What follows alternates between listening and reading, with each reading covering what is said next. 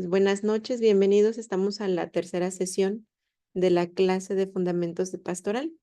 Haciendo una recapitulación de las sesiones anteriores, estuvimos hablando sobre lo que es la pastoral. También voy a compartir mi pantalla con ustedes para que lo puedan ver mejor, ¿salen? De manera general,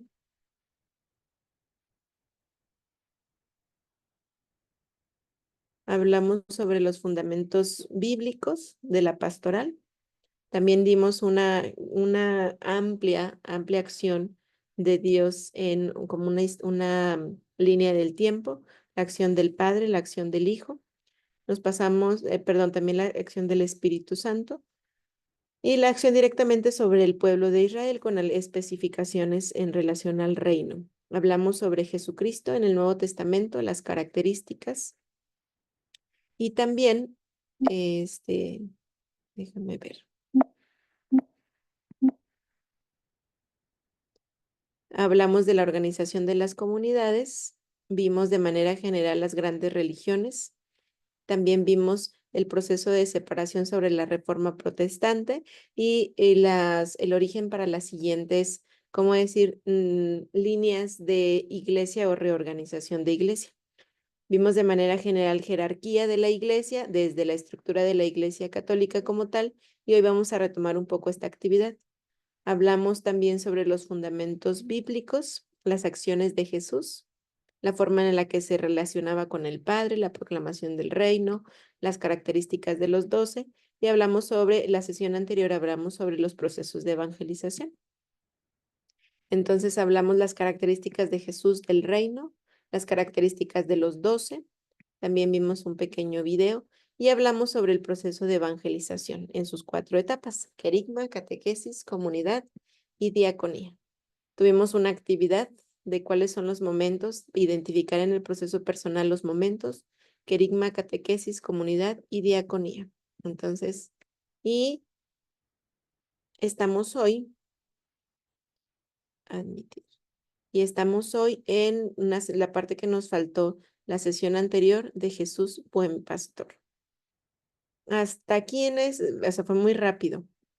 ¿Hay alguna de las cosas que hemos visto? ¿Hay alguna duda de las personas a las que no hemos, con las que no hemos compartido? ¿Tienen alguna duda al respecto del proceso que vamos llevando? Comparto también con ustedes, lo siguiente, respondiendo a nuestra sesión.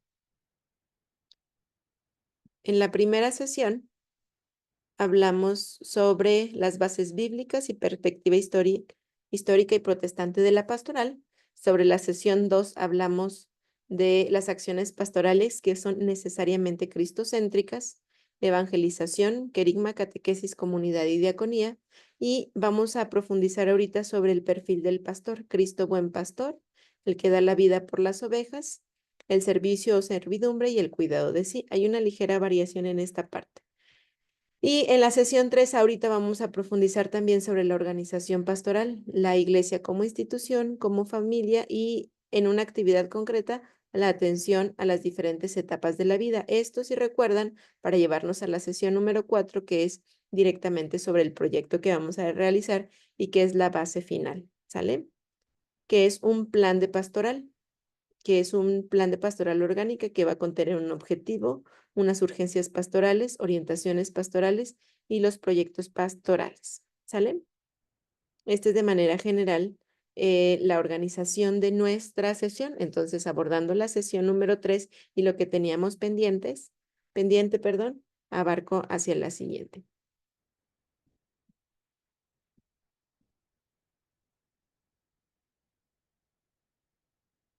Bueno, voy a primero, ¿alguno de ustedes le gustaría ayudándome a ser anfitrión para no interrumpir? Paloma, ¿me ayuda? Sobre todo por si alguien necesita, ingresar y no pausar ¿sale? Y no pausar la sesión. Ahora comparto.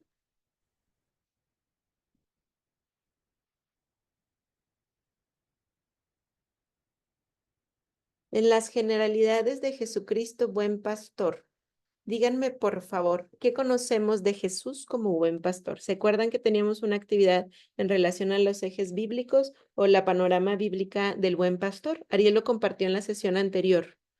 ¿Qué hemos escuchado? ¿Qué idea tenemos sobre Jesús, buen pastor?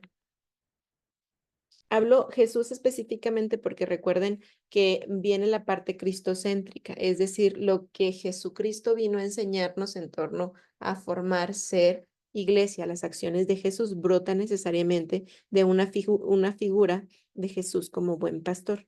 ¿Qué podemos entender? ¿Qué nos evoca? ¿Qué conocemos? ¿Qué experiencia podemos tener? Los escucho.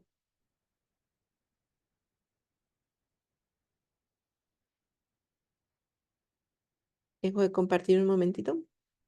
Muy bien, ¿lo hacemos directamente o vamos preguntando, cómo decir, dedocráticamente, como no lo haría Jesús el buen pastor? Él les preguntaba también directo, ¿qué piensan ustedes? A Sí, ver tú, en proceso de formación, ¿no? Lo hablaba a ver, directo. que conteste la maestra Ana. Hola, Ana, un gusto. Un placer, maestra Verónica, ¿cómo le va? Muy bien, gracias a Dios. A ver, Eh, explíquenos. ¿Qué idea ¿Me tiene usted de repite, Jesús? me repite la pregunta, por favor? ¿Qué han escuchado? Es que vamos a partir de los conocimientos que nosotros tengamos. ¿Qué han escuchado sobre Jesús, buen pastor? Pueden ser solamente ideas generales. Bueno, yo he escuchado muy recurrentemente esa frase de Jesús es el pastor que da la vida por sus ovejas. Muy Y bien, da la también vida por las ovejas. sí, y el pasaje ese de que deja las 99 y se va en busca de una. Pero esa Sí, una es porque es muy importante para el todo que compone a su claro. ganado, ¿no? Por decirlo de alguna manera. Así, su rebaño, muy bien. Rebaño, Muy bien, exacto. gracias. Gracias, Ana. ¿Alguien más? Ariel, lo escuchamos. Estaba aplaudiendo, no levantando la mano. Pues sí, la referencia bíblica, como comenta la doctora, es esa. ¿verdad? Hay otras más, por ejemplo, cuando predicaba, les hablaba, sobre todo en el norte, no en Jerusalén, sino en Galilea, les hablaba porque eran como ovejas que estaban sin pastor. Claro, ¿verdad? O sea, el sin pastor pastor. enseña, el pastor educa, da su vida, va y las busca, las lleva a un redil, ¿verdad? El que vino antes de mí y brincó y no entró por la puerta es ladrón y salteador, pero yo Exactamente. soy, él es el que nos lleva, él es el redil y él es la puerta por la que Muy salimos bien, a muy buscar bien. alimento. Gracias, Ariel. Paloma, ¿nos apoya? Amén. Pues lo que me dice Jesús el buen pastor es lo que ustedes ya comentaron, que Él da la vida por sus ovejas. En este caso, pues nosotros somos sus ovejas. Y no es que no le hayan importado las 99, sino que Él estaba interesado por cada una de sus ovejitas. Entonces Él intentó traer a esa que estaba perdida. Y cuando la encontró, pues se puso feliz. Entonces, Claro. eso. Hizo fiesta. Hay una Sí, comparación. ¿Recuerdan que cuando platiqué, no sé si alguien más quisiera compartir? sí, buenas noches, maestra. No sé si pudiera yo dar lo que pienso de Jesús, el buen pastor. Maruca, ¿verdad? Sí, Muy bien. Sí, adelante. sí, para mí el Jesús, el buen pastor, es el ser iluminado, el Dios bueno, misericordioso, que cuida y guía a su rebaño. Muy Así bien. es como yo lo ubico en mí, para mí. Gracias, Maruca, muy amable. Vamos a tener, si recuerdan un poquito, vamos a retomar la comparación o un poquito la explicación de la vida de Jesús.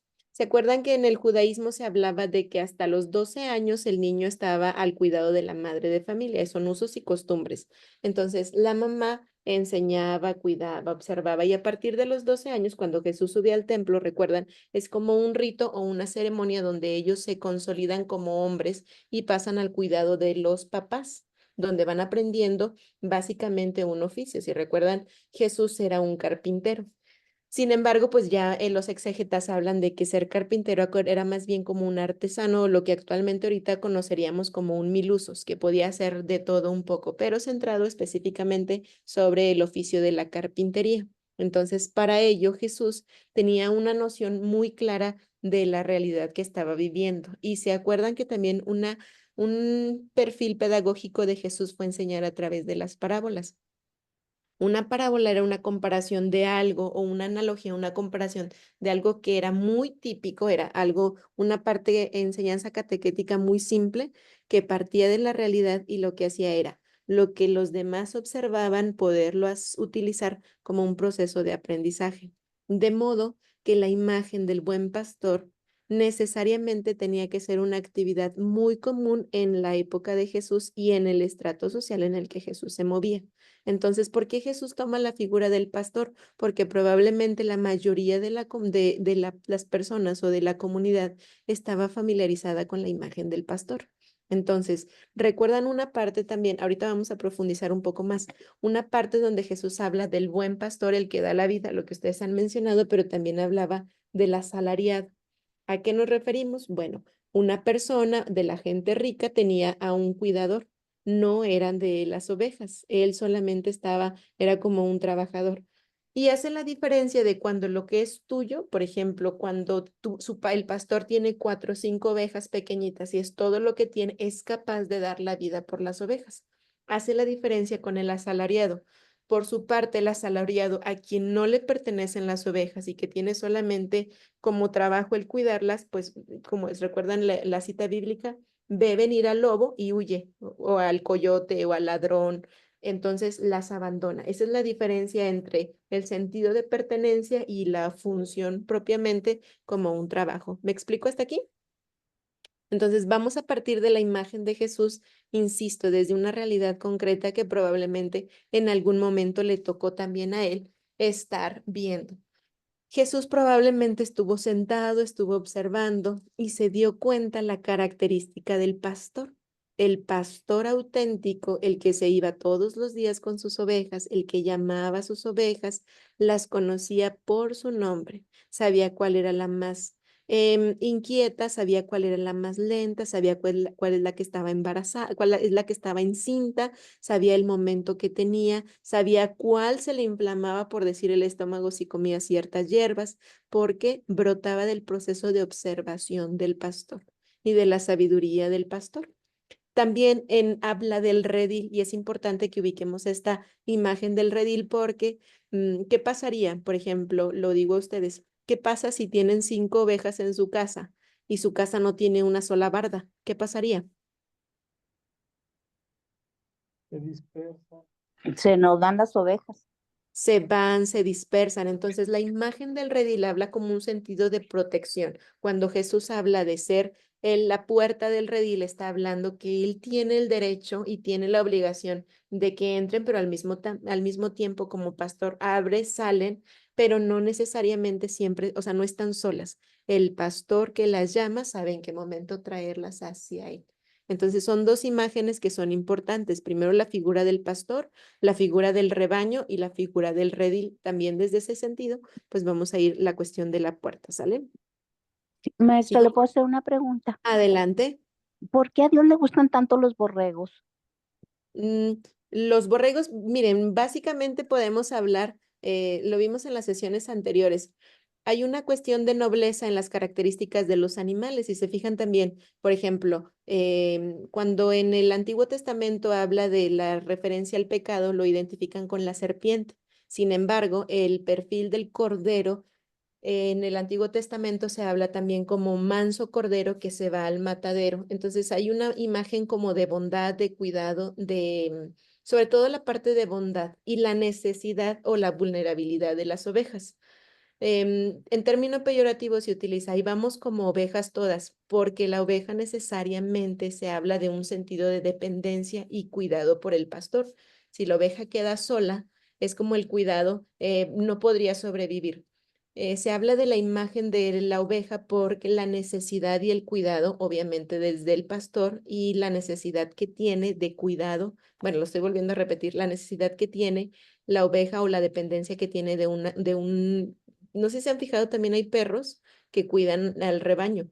Los Entonces, perros ovejeros. Ujú. exactamente. Entonces se habla como un sentido de vulnerabilidad, de necesidad o de cuidado, necesidad de cuidado, y también porque imitan constantemente las situaciones. O sea, por ejemplo, no porque vayan a hablar o no vayan a hacer otra cosa, sino, por ejemplo, tienden a agruparse y si va una se va, se equivoca y se cae, pues obviamente las otras tienden a seguirlo. Entonces es como un ejemplo de vulnerabilidad, de cuidado y de docilidad. Por Y eso se utiliza mucho, no solamente en el Nuevo Testamento, sino en el Antiguo Testamento como sacrificio. ¿Recuerdan también? sí, pero Jesús le dicen, este es el Cordero. Sí, porque tiene mucha analogía con el Antiguo Testamento, o sea, el sentido del sacrificio del cordero. Ariel, ¿lo escuchamos? Sí, yo no sé si lo del cordero nos incluida, señora Marca, pero sí nos incluye la naturaleza. La Biblia describe la naturaleza Ujú, que adquirimos cuando a partir de Edén y hubo la caída, ¿verdad? Como lo vimos en otras clases. Y una naturaleza a la que nos resistimos es precisamente esa, ¿no? A no ser corderos, o sea, no, a mí quién me mandó a hacer un tanto cuanto de rebeldía, ¿no? Pero al final del día tenemos que entender que el Eterno dejó imágenes y figuras, ¿no? Muy en un contexto 100% agrícola, ganadero, ¿no? Él es el pastor, pero también es el cordero, ¿ah? Y son imágenes que expresan la voluntad de Dios para con nosotros. ujú. Eh, También recuerden, le voy a interrumpir a Ariel. y No sé si Adriana quiere decir algo. No, creo que ya me contestó Ariel. Es que preguntaba, bueno, quería preguntar si cuando se refieren a Cordero de Dios que quita el pecado, se referían María, eso. a... Sí, Ok.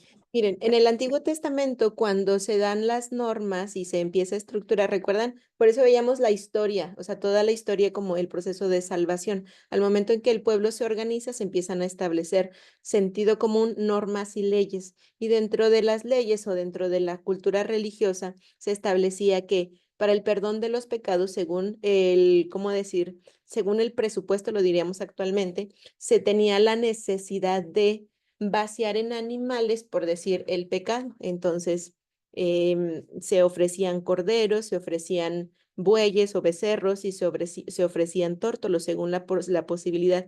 No sé si recuerdan en la presentación de Jesús en el templo, que es en el Nuevo Testamento, se habla de que María y José no tenían más que para un par de tórtolas, que significaba un proceso de purificación, llevar a sacrificar. Recuerden, en el Antiguo Testamento se hablaba de sacrificios. Entonces, necesitaban sacrificios ¿para qué? Para mantener y cuidar la imagen de Dios, no porque Dios fuera malo, sino porque era la concepción que se tenía. La sesión anterior hablamos de la nueva presencia de Jesús y lo que él quería transmitir de la verdadera imagen de Dios. Entonces, desde la conciencia de los sacrificios y desde la economía de los sacrificios se hablaba que el pueblo tenía que ofrecer sacrificios. Hablamos también del sacrificio de Caín y de Abel y desde esa parte se hablaba primero de la imagen del Cordero. Para la salvación y para el perdón de los pecados, el pueblo iba, ofrecía sacrificios y era una forma de perdón que el pueblo obtenía. Entonces, se hablan, esos son sacrificios sacrificios donde se degollaba el cordero. Entonces, en la figura de Jesús hacia el Nuevo Testamento, al momento de su sacrificio se habla. Juan Bautista dice, es el Cordero de Dios. ¿A qué se refiere? A donde sobre él se depositarán las cargas de todos los demás y no se necesitarán nuevos sacrificios o en adelante hacer nuevos rituales. Por eso la imagen del Cordero se va transmitiendo desde el Antiguo Testamento.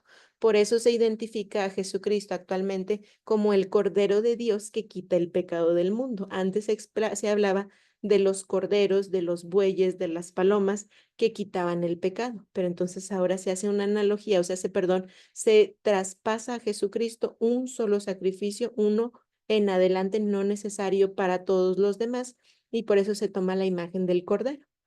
Y se habla la imagen de Isaías, donde habla de Jesús como manso cordero que va al matadero. Entonces es como la prefiguración de Jesús en la cruz. ¿Vamos bien hasta aquí? Sí, Muy bien. Entonces ahí, por eso se hace el cambio del cordero anterior pasa al ser el cordero de Dios que quita el pecado del mundo con el sacrificio que hizo Jesús. Vamos a tener fuentes bíblicas de la imagen de Jesús del buen pastor. Y vamos a partir del Evangelio de Juan, del capítulo 1 y siguientes, donde nos va a hablar de las parábolas del redil.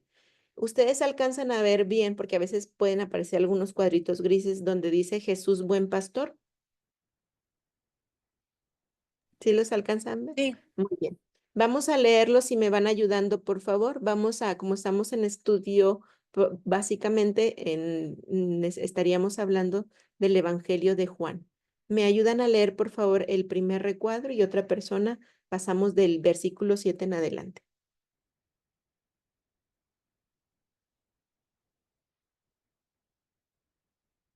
No se me amontonen. Parábola del redil. Adelante. De cierto os digo, el que no entra por la puerta en el redil de las ovejas, sino que sube por otra parte, ese es ladrón y salteador. Mas el que entra por la puerta, el pastor de las ovejas es. A este abre el portero y las ovejas oyen su voz, y a sus ovejas llama por nombre y las saca. Y cuando ha sacado fuera todas las propias, va delante de ellas, y las ovejas le siguen, porque conocen su voz. Mas al extraño no seguirán, sino huirán de él, porque no conocen la voz de los extraños. Esta alegoría les dijo Jesús, pero ellos no entendieron qué era lo que les decía. Continuamos.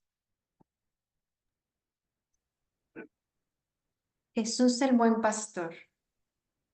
Volvió pues Jesús a decirles, de cierto os digo, yo soy la puerta de las ovejas.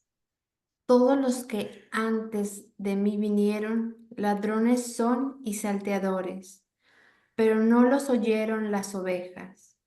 Yo soy la puerta. El que por mí entrare será salvo, y entrará y saldrá y hallará pastos. El ladrón no viene sino para hurtar y matar y destruir. Yo he venido para que tengan vida y para que la tengan en abundancia. Yo soy el buen pastor.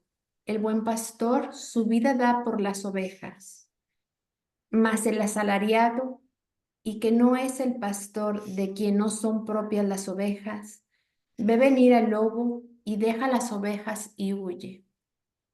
Y el lobo arrebata las ovejas y las dispersa.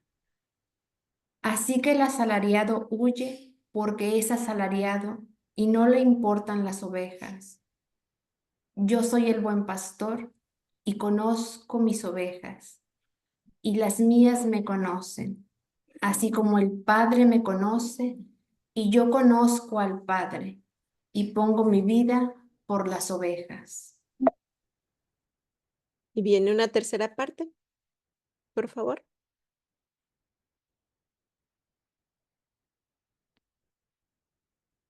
También tengo otras ovejas que no son de este redil. Aquellas también debo traer, y oirán mi voz, y habrá un rebaño y un pastor. Por eso me ama el Padre, porque yo pongo mi vida para volverla a tomar. Nadie me la quita, sino que yo de mí mismo la pongo. Tengo poder para ponerla y tengo poder para volverla a tomar. Este mandamiento recibí de mi Padre. Muy bien. Si retomamos las fuentes bíblicas en la primer parte, en el capítulo 10 de Juan, nos habla que es la puerta del redil de las ovejas. Es sencillamente como cuando ustedes están en su casa. Quien entra por una puerta o quien entra por la ventana, obviamente no es el dueño de la casa, a excepción de que se le hayan olvidado las llaves, ¿verdad?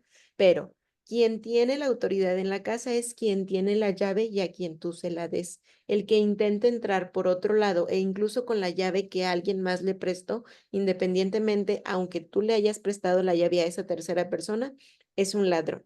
Jesús habla también aquí que la parte de las ovejas que escuchan su voz y que el portero le abre, o sea, es decir, Jesús nos va explicando y nos va diciendo a través de esta cita bíblica que Él es la puerta, pero también es el portero y es el dueño del redil. Ahora, en la otra parte, en el Jesús el buen pastor, nos habla Yo soy la puerta, el que por mí entre será salvo, entrará y saldrá y hallará pastos. Esto hace una alusión, nos remonta al Salmo 23. Este nos lo sabemos de casi de memoria. El Señor es mi pastor, nada me faltará. Hacia verdes praderas me conduce y me hace reposar. Va hablando también lo que hace como pastor. Entonces, cuando Jesús nos habla de él ser la puerta, quiere decir que es la fuente de salvación. Cuando Jesús nos habla que todos los que antes de mí vinieron, ladrones son y salteadores, hace alusión en la época, como aproximadamente 50 años, perdón, en la época de Jesús, un poquito antes, estaban un grupo del que era Barrabás, uno de los que soltaron a Jesús. Em, había habido muchos revuelos o como levantamiento en armas de los nazarenos, del pueblo judío, y todos ellos lo que buscaban era rebelarse contra el imperio romano. E incluso se hablan de falsos profetas que vinieron antes de Jesús. Bueno, todos ellos Jesús los reconoce y dice que todos los que vinieron antes de él no eran él. O sea, Jesús se manifiesta como el auténtico y el verdadero, y también lo identifica como ladrones y salteadores. El ladrón no viene para hurtar, sino para hurtar y matar y destruir. Y viene la diferencia con Jesús. Mientras todos estos líderes políticos antes habían existido como guerrilleros que buscaban en contra del imperio, hurtar, matar y destruir, Jesús viene por el contrario para que tengan vida y para que tengan vida en abundancia. Recuerden, no vino a abolir las leyes, sino a darles plenitud. Jesús habla del pastor que da, y es lo que mencionaba hace ratito Ana y que también lo hablaba Paloma. Es el pastor. Yo he venido para que tengan vida. Yo soy el buen pastor, el que da la vida por las ovejas. Y esa es la primera prefiguración que Jesús nos hace de la muerte que va a tener. Entonces también nos habla de lo que les hacía alusión, la característica del asalariado, o sea, es decir, el que no ama a las ovejas, y del dueño como tal, el pastor. ¿Qué es lo que hace el asalariado? Ve venir al lobo, lo deja las ovejas y huye. El lobo las arrebata y las dispersa. Por lo tanto, no le importan las ovejas. Sin embargo, Jesús se reafirma y vuelve a decir, yo soy el buen pastor y conozco mis ovejas y las mías me conocen. Así como el Padre me conoce, yo conozco al Padre y doy mi vida por las ovejas. Después habla el sentido ecuménico. ¿A qué nos referimos? ¿Recuerdan la parte que les mencionaba del redil? O sea, el redil se va a identificar como la estructura de cuidado o la comunidad, pero Jesús mismo habla en sentido profético, de que hay otras ovejas que no son de este redil. ¿A qué se refiere? A que aquellas que no están dentro de la estructura que él está dejando, también las debe de traer. También en ellos oirán su voz y habrá un rebaño y un pastor. Es el anhelo de Jesús, que todos seamos unos. Porque aquí también es esta parte importante donde viene a tomar sentido el sacrificio de Jesús. Nadie dice, yo pongo mi vida para volverla a tomar. Nadie me la quita. Yo de mí mismo la pongo, o sea, es decir, no está obligado. Él tiene el deseo de sacrificarse para que en adelante no haya necesidad de más sacrificios. Y también aquí se reconoce la divinidad. Él lo habla y a lo mejor en ese momento los discípulos estaban cegados a la acción del Espíritu, porque él lo dice, tengo poder para ponerla, o sea, es decir, libremente puede poner su vida y tengo poder para volverla a tomar. O sea, no se entendía el sentido de la resurrección. Entonces dice, este es el mandamiento que recibí de mi Padre. ¿Vamos bien hasta aquí? Ese es en Juan, en los evangelios. Pero también tenemos en el Salmo 23 al que hacíamos alusión, y tenemos déjame muevo en Jeremías, en el Antiguo Testamento, también tenemos, oíd naciones las palabras del Señor, anunciad en las costas lejanas y decid, el que dispersó a Israel lo reunirá y lo guardará como un pastor a su rebaño. Acuérdense que se habla de la diáspora judía, al momento en el que son sometidos por los imperios están dispersos. Habla también esto a la división del reino. Entonces vuelve a lo mismo, si se fijan con la imagen de Jesús anterior, nos está hablando, el que dispersó a Israel lo reunirá y lo guardará como un pastor a su rebaño. Después tenemos también en Ezequiel, porque así dice el Señor Dios, yo mismo buscaré mis ovejas y velaré por ellas, como un pastor vela por su rebaño. El día que está en medio de sus el día que está en medio de sus ovejas dispersas, así yo velaré por mis ovejas y las libraré de todos los lugares a donde fueron dispersados. Un día nublado y sombrío. Insisto, el Antiguo Testamento habla de la dispersión. Sabían, recuerden que estaba el reino dividido, recuerden que fueron llevados prisioneros, recuerden que es un momento en el que no tenían propiamente una estructura, la estructura que ellos buscaban. Entonces se habla de la dispersión y del anhelo del pastor. Por eso se figura Jesús o se prefigura Jesús y se cumplen en él las promesas del pastor que iba a ser dado. Perdón, me regreso. Y aquí. Entonces les refirió la palabra. ¿Qué hombre de vosotros, si tiene 100 ovejas y una de ellas se pierde, no deja las 99 en el campo y va tras la que está perdida hasta que la haya? Al encontrarla, obviamente a la oveja, la pone sobre sus hombros y cuando llega a su casa reúne a los amigos y a los vecinos diciendo, alégrense conmigo porque he hallado mi oveja que se había perdido. De la misma manera, habrá más gozo en el cielo por un pecador que se arrepiente que por 99 justos que no necesitan arrepentimiento. En esto entra una parte espiritual muy profunda y un sentido de conversión. ¿Recuerdan en la sesión anterior que hablábamos de la etapa de querigma, cuando era necesario mostrar el amor de Dios? ¿Qué es lo que vamos a mostrar? La primera etapa de evangelización es el amor de Dios. Dios te ama tanto y tan personalmente que es capaz de dejar 99 ovejas porque le faltas tú. Es capaz de dejar todo lo que está bien cuidado en su redil para ir por las otras. Y no es una acción de abandono, es una acción de certeza. No se trata de que los demás digan, yo soy de las 99 que abandonó. No, se trata de que nos identifiquemos de que tanto somos importantes a los ojos de Dios que Él dejaría al resto para ir a buscarme. Y también aquí habla de la prefiguración del cielo.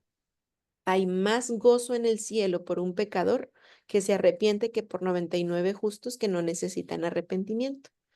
Y luego en la otra parte de Pedro es pastorear el rebaño. Aquí ya esta de las cartas pastorales es una recomendación del apóstol Pedro. Pastorear el rebaño de Dios entre vosotros, velando por él, no por obligación, o sea, es decir, no habla de asalariados, sino voluntariamente como quiere Dios, o sea, habla de una vocación, no por la avaricia del dinero, no para captar adeptos solamente, sino con sincero deseo, tampoco como teniendo señorío sobre los que han sido confiados, sino demostrando ser ejemplos del rebaño.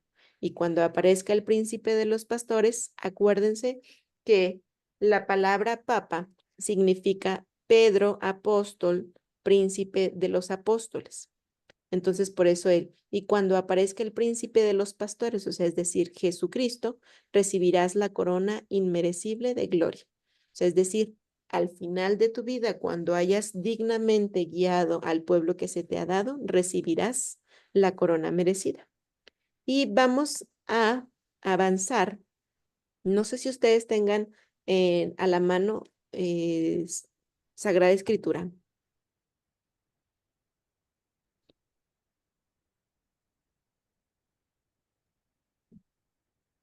para no leer nada más yo. Nada más confírmenme si tienen o no tienen para. Muy bien. Vamos a buscar la primera carta. Gracias. Primera carta de Timoteo.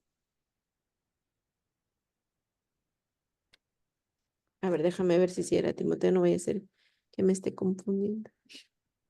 Timoteo 3, capítulo 3, versículos del 1 al 7.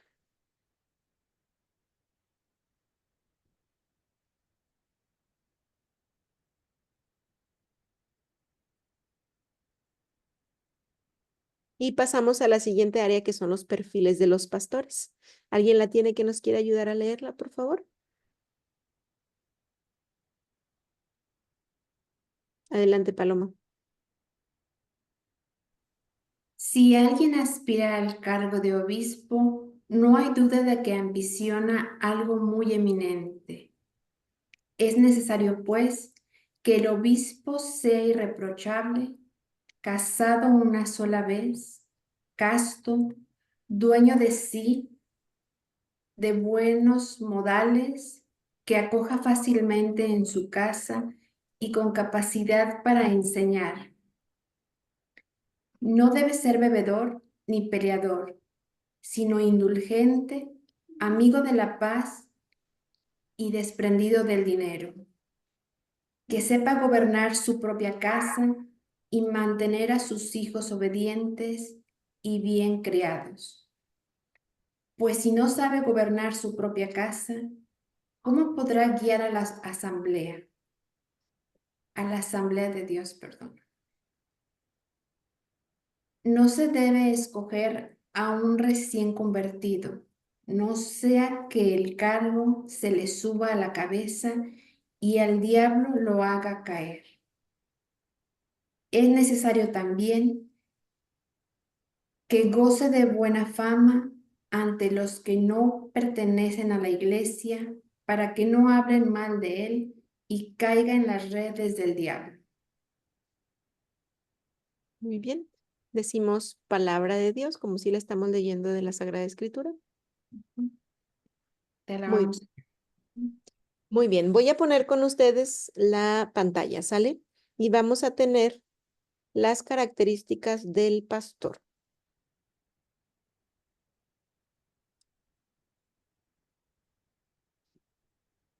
Quien habla, ahí se habla de obispo, según la versión que ustedes puedan tener, según la Sagrada Escritura, también se habla de, por ejemplo, jefe de la comunidad, o quien aspire a ser pastor, o quien aspire a estar frente a un pueblo, líder. ¿Qué es lo primero que se necesita? Irreprensible. ¿Qué necesita ser una persona? Pues obviamente vas a decir, si vas a estar al frente, necesitas hacer tu vida de tal forma que no puedan los demás estarte reprochando algo.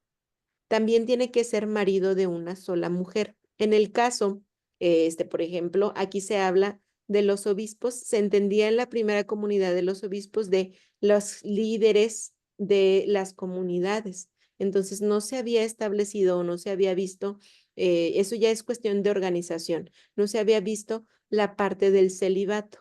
Sin embargo, cuando habla, si se fijan, Paloma leyó castidad.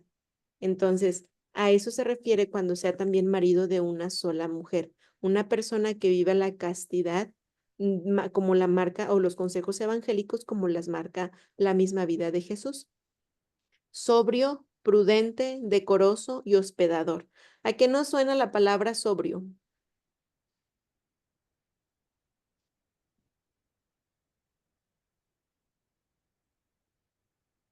¿Qué es una persona ebria? Una persona que toma. ¿Sí? Cuando una persona está ebria, obviamente no está en la conciencia plena de la realidad que está viviendo, está fuera de la realidad. Entonces, una persona Pero no sobria, tiene. control. Perdón. Sí, Adelante, es una María. persona que no tiene buen juicio porque está bajo los influjos de una sustancia.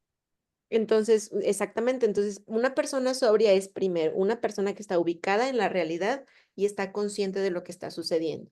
Una persona prudente es aquella que sabe lo que puede, lo que tiene que decir en el momento oportuno. Y también la parte de la prudencia va muy relacionada con el saber el momento de hablar, el momento de callar, es la parte importante.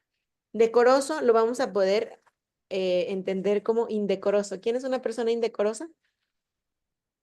Bueno, la parte contraria es decoroso. A veces no estamos como muy acostumbrados a ciertas palabras, pero ahí anda de indecoroso, o sea, es decir, haciendo acciones que no son válidas o que no son socialmente aceptables. Cuando nos habla de hospedador, habla de ser acogedor. Recuerden, por ejemplo, un pastor que diga, sí, Dios te bendiga, vete a tu casa, Dios te ayude, pero estás viendo que afuera de tu casa hay una persona que no tiene dónde quedarse, pues obviamente es alguien que acoge. El quien está frente a la comunidad tiene las llaves de la comunidad, tiene las llaves del redil y obviamente todos entran. Apto para enseñar, yo podría ser una persona probablemente que no tuviera la capacidad de hablar. Recuerden, en el proceso de evangelización, el primer punto es el querigma y el segundo viene la catequesis, el proceso de enseñanza. El pastor o el jefe de la comunidad está dotada por, nos mencionaba al inicio Ariel, los dones del Espíritu. Entonces, está dentro del uno de los dones es el de la inteligencia, el entendimiento, y brota necesariamente para la enseñanza o la predicación. No dado al vino va muy relacionado con la parte de la sobriedad. De ordinario, las acciones humanas son muy dadas a decir, es que no pasa nada. Bueno, no pasa nada si te tomas una cerveza, pero no sé qué experiencia podrían tener ustedes si yo les estuviera dando la clase y tuviera aquí una cerveza tomando, ¿no? Y decir, es que justificando. Entonces, creo que tiene mucho que ver la parte del vino o la cerveza va mucho a la pérdida de la conciencia que eso genera o como decía Mario, la realidad. No pendenciero, no codicioso de ganancias deshonestas, o sea, es decir, no utiliza la condición de liderazgo o la condición de estar al frente para beneficio personal, sino todo gira en torno al bien común. Necesariamente tiene que ser una persona amable. A veces los pastores o quienes estamos al frente solemos o la experiencia negativa en muchas de las comunidades es que el pastor, es que el padre, es que la madre me trataron mal en un momento que yo lo necesitaba. Bueno, todas nuestras virtudes humanas y nuestras capacidades humanas y la resiliencia que podemos tener se tiene que ejercer para tratar con amabilidad a las personas. También tiene que ser apacible, alguien que sea de un carácter tranquilo, alguien que sea quieto. Digo, se lo estoy poniendo en palabras como más coloquiales, pero ustedes lo pueden tener. No son palabras mías, son palabras de Timoteo. No avaro, o sea, es decir, ahí me falta un acento. Alguien que no sea ambicioso, que no esté rodeado o que su único interés sea el dinero, sino que sea el bien común. Esta parte importante que gobierne bien su casa. No podemos ser, como coloquialmente se habla, candil de la calle y oscuridad de la casa. El juez o otra adagio popular, el buen juez por su casa empieza. Entonces, primero, la primer misión que tenemos todos es nuestra familia. Una vez cubierta la familia, pues obviamente pasamos a poder apoyar a otro espacio. Entonces, lo primero es que gobierne bien su casa, que sepa liderar bien su casa. ¿Por qué? Porque es un buen indicio que va a poder gobernar un poco más. El mismo Jesús habla, quien es fiel en lo poco, será fiel en lo mucho. Cuando nos dice que no sea, no debe de ser un hombre recientemente convertido, para que el orgullo no le haga perder la cabeza y no incurra en la misma condenación que el demonio. ¿Qué es lo que pasa? Al inicio, recuerden, el primer momento, el querigma, pues viene como la parte sensacional de experimentarme amado.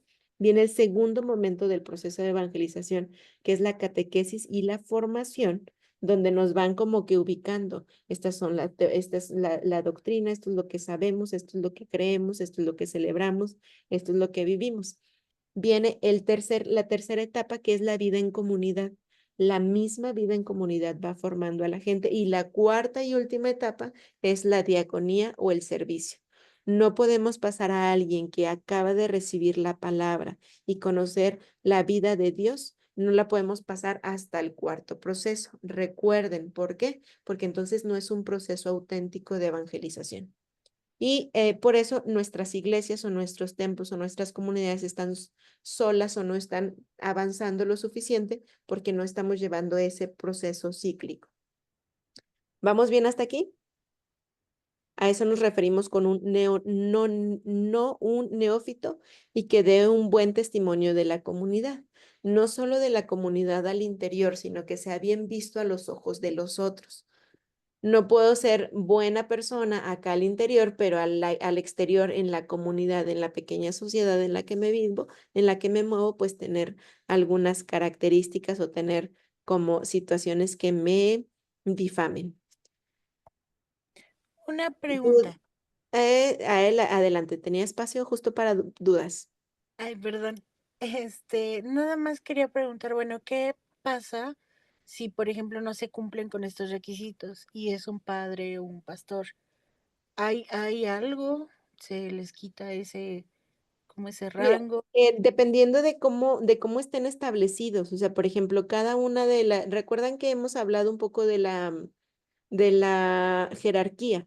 Bueno, toda comunidad está debidamente organizada y toda comunidad debe de tener sus estatutos, o sea, como muy claro las leyes y las normas que lo rigen. Al interior de la que yo te conozco, te lo puedo decir, que es la iglesia, sí hay un código de derecho canónico que cuando uno incurre sobre esa situación, lo primero que se puede hacer es cómo despojarlo del ministerio y la licencia para ejercer ¿cómo se me llama? La acción pastoral. No sé si en las otras organizaciones cada quien sepa cuáles son ¿cómo decirlo? No son, se me fue la palabra, ¿Como las no reglas? terminan, sino las reglas y obviamente las medidas disciplinarias que se ejercen. Ahora, acuérdense que el proceso más fuerte lo dice Jesús mismo. Hay de aquel que en mi nombre, o sea, es la parte del Evangelio donde, perdón, en Apocalipsis, donde hay de aquel que mueva un punto, una coma de todo lo que se ha hablado. Entonces, sí va mucho a la conciencia y también va al sentido pleno de la vida en el cielo. No sé si me explico. Sí, muchas gracias. Muy bien. Y es organización, o sea, cada iglesia tiene su espacio de organización y las pequeñas comunidades. Hablábamos de las grandes religiones porque están estructuradas y entonces esa parte de estructura y jerarquía le permite normativizar o, ¿cómo decir?, establecer normas en el proceso. Mario, ¿lo escuchamos? Sí, yo iba a preguntar algo similar a lo Ujú, que comentaba la compañera. ¿Qué posibilidad hay, por ejemplo, en esta carta, Pablo, este, ujú. estos atributos estaban de cierta manera dirigidos a una iglesia primitiva? Entonces, ahorita, Sí, pues los tiempos han cambiado. ¿Qué posibilidad hay de que esos atributos sean modificados? Por ejemplo, ahorita me resonó, por ejemplo, el decir, este, no me acuerdo cómo decía, pero algo así de que una el sola, una sola celibato. mujer, una sola mujer o algo así, Sí, del sí. celibato también habló usted. ¿Y, y qué Ujú. posibilidad hay de que esos atributos que en su momento me imagino que eran atributos que tenía que tener la persona que pastoreara un rebaño, en dándole por el lado de la alegoría, ¿verdad? ¿Qué posibilidad hay de que esos atributos, pues, a lo mejor en tiempos actuales, de alguna manera ya no sean tan necesarios? Serían algunos, Mario, porque si se fija, por ejemplo, la otra parte de lo que nos habla de que gobierne su casa, que sea sobrio, equilibrado, ordenado. Esto nos habla de inteligencia emocional y o habilidades blandas que la persona tiene que tener. Al final de cuentas, es un ejercicio de liderazgo.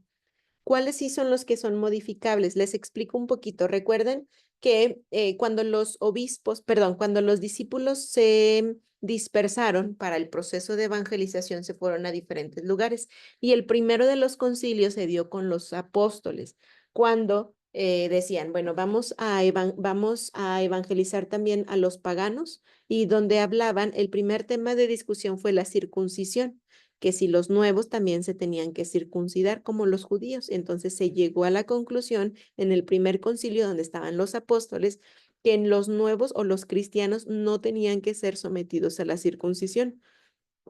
Después de esto, Mario, sucedió un proceso de dispersión por el mundo para las comunidades de los apóstoles. Entonces, ¿qué fue lo que sucedió? en sentido común, paulatinamente se volvían a reunir los sucesores de cada uno de los apóstoles, o sea, quien tenía el mando, y decía, vamos a reorganizarnos, no porque estuvieran mal, sino porque surgían necesidades pastorales que era necesario adecuarlas. En los concilios, después, ¿cómo decirlo? Más adelante se establecieron los otros concilios, y en esos concilios se fueron estableciendo espacios de doctrina. Muchísimo más adelante, en los concilios, que es la reunión de los apóstoles o de los sucesores de los apóstoles, que en este caso se llaman obispos, se tomaban puntos. O sea, por ejemplo, decir, ahorita estamos viendo, y lo pongo como históricamente, estamos viendo que un pastor o un obispo no puede estar casado porque o atiende a la esposa, a la familia, o tiene la disponibilidad.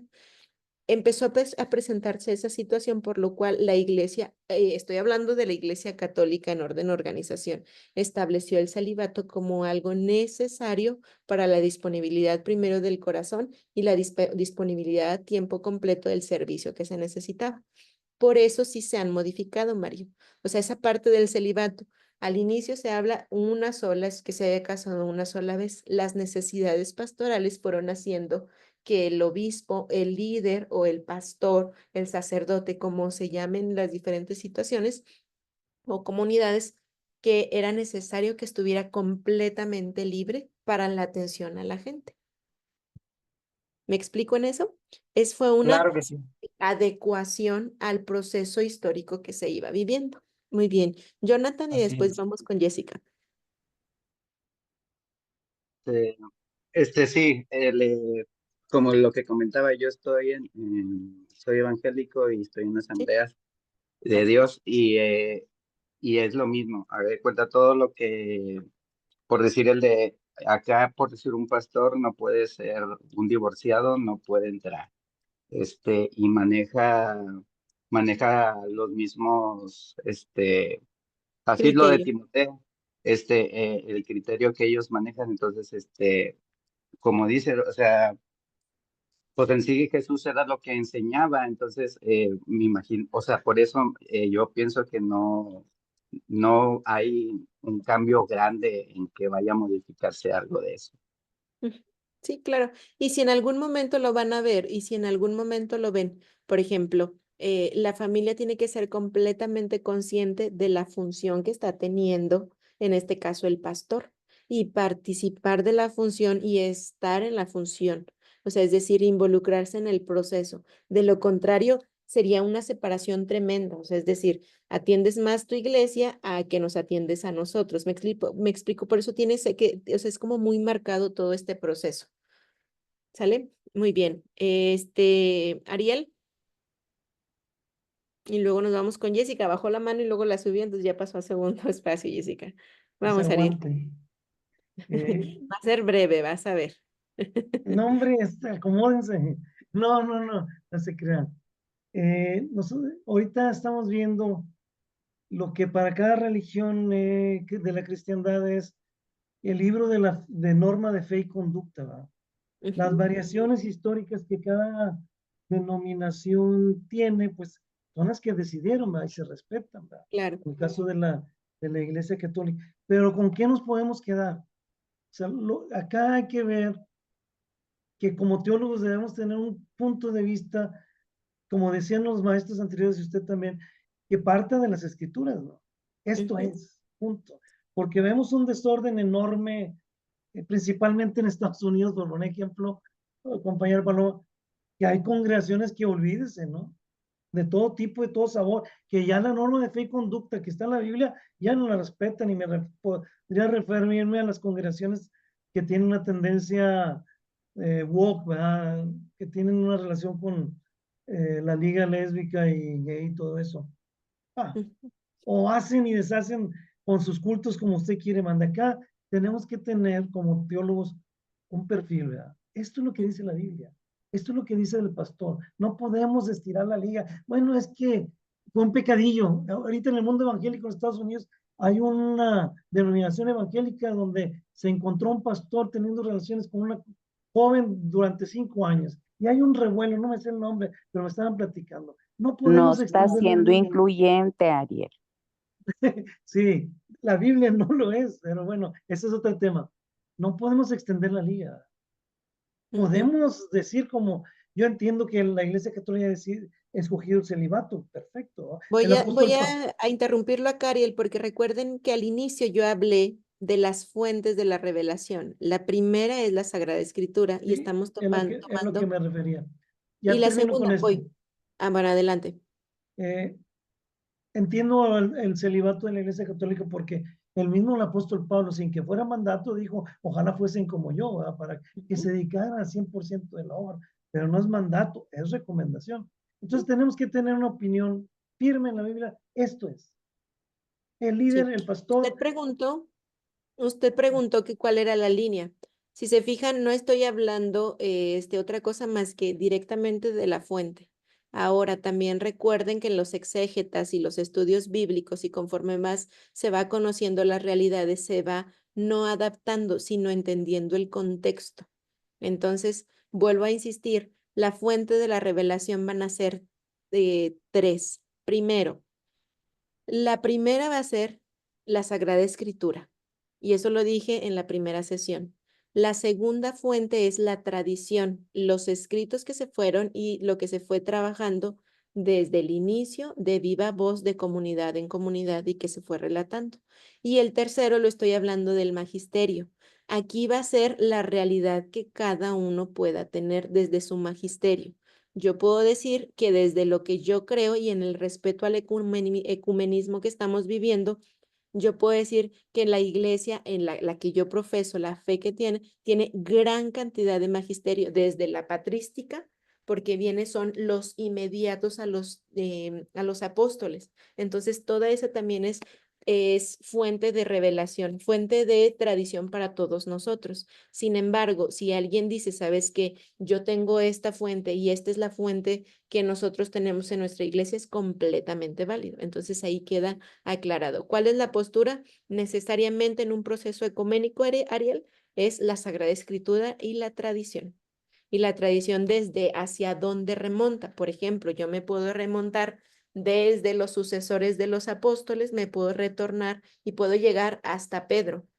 Pero, por ejemplo, las otras comunidades deben necesariamente retornar Pedro y de Pedro a Jesús. En el caso de usted, debe retornar a qué momento histórico. Por eso hablamos también de las grandes religiones, o sea, para poder encontrar el punto central. ¿Sale? Dalia, ya bajó la mano otra vez, Sí, Jessica, no muchas sé si se gracias. solucionó. La escuchamos. Gracias, hermana. Yo tengo una pregunta respecto a las características, vamos a decir, del pastor y, bueno, entendido y explicado como el líder, tanto para la Iglesia Católica como para el De resto. manera general, ajá. Ajá. ¿Qué hay o sea, yo quiero saber, porque no encuentro en mi mente o en mi entendimiento, si hay algunas recomendaciones para no necesariamente los pastores o los sacerdotes, sino las personas que tenemos algún ministerio también, pero que no somos, bueno, vamos a decir los líderes, obispos, etcétera, ¿no? Sino que atendemos a lo mejor un grupo de catequesis o una comunidad de hermanos necesitados o algún... Yo me lo pregunto por lo elevado, ¿no? Que tenemos de los requisitos, ¿no? O sea, hasta dónde o hasta cuándo es. Claro que estamos llamados a ser santos y eso me queda claro, pero no Claro. sé si hay un pasaje o algún... Sería básicamente, digo, no le quiero arruinar el ministerio, pero sería básicamente el mismo, porque son criterios comunes y sencillamente si nos remontamos a los mandamientos, debe de ser la vida plena de los mandamientos, la vida misma que Jesús nos enseñó. Todo va a remontarnos al Evangelio. Ay, y esto es completamente adicional, pero sería importante que ustedes lo pudieran ver. En la Sagrada Escritura se hablan de los consejos evangélicos, las tres formas específicas de vida de Jesús. Y estas son importantes. Jesús fue un hombre casto, obediente y pobre. Eso se llaman consejos evangélicos. Todos los que conocemos a Jesús y que buscamos una imitación a su seguimiento y a su persona, buscamos estos 3 consejos que son para todos, no específicamente ni para los pastores o los que abiertamente como yo hacemos votos de esta situación. Primero, Jesús fue casto, casto por el reino de los cielos, y se refiere casto a que toda su capacidad de amar la encauzó al reino. Entonces a eso se refiere la castidad del corazón, de un corazón que no es exclusivo para una sola persona. Recuerden, no estuvo en un proceso de matrimonio, sino fue un amor completamente abierto, un corazón casto. Pobre, la parte de la pobreza va relacionada al desprendimiento material. Acuérdense que Jesús dice, el Hijo del Hombre no tiene dónde reposar la cabeza. Y al momento de no tener pertenencias o no estar sujeto a las pertenencias humanas, sino vivir una condición de pobreza, le permitió vivir en libertad con los bienes, pero en libertad ante los gobiernos y libertad. Acuérdense, Jesús dijo, dar al César lo que es del César y dar a Dios lo que es de Dios. Y el último es obediente. Jesús se sometió a la obediencia del Padre, pero también a la obediencia humana que fue de sus padres y a la autoridad religiosa. ¿Sí? Entonces, estos se llaman consejos evangélicos. Es la recomendación para todos los que quieran vivir y seguir a Jesús. ¿Cuál es la característica, Dalia? Que hay quienes optamos por un seguimiento radical, hacer vida la vida de Jesús, imitándolo lo más que se pueda. Eso no le queda exenta que todos los que estamos aquí desde el conocimiento de Jesús o el deseo de seguimiento de Jesús podamos vivir o asumir el mismo estilo de vida.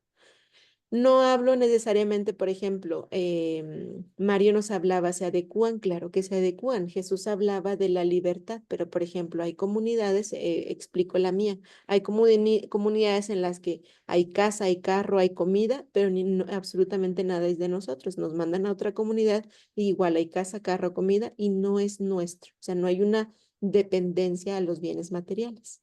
¿Me explico? Y esto, Dalia, es el aspirar al bien mayor en todo momento.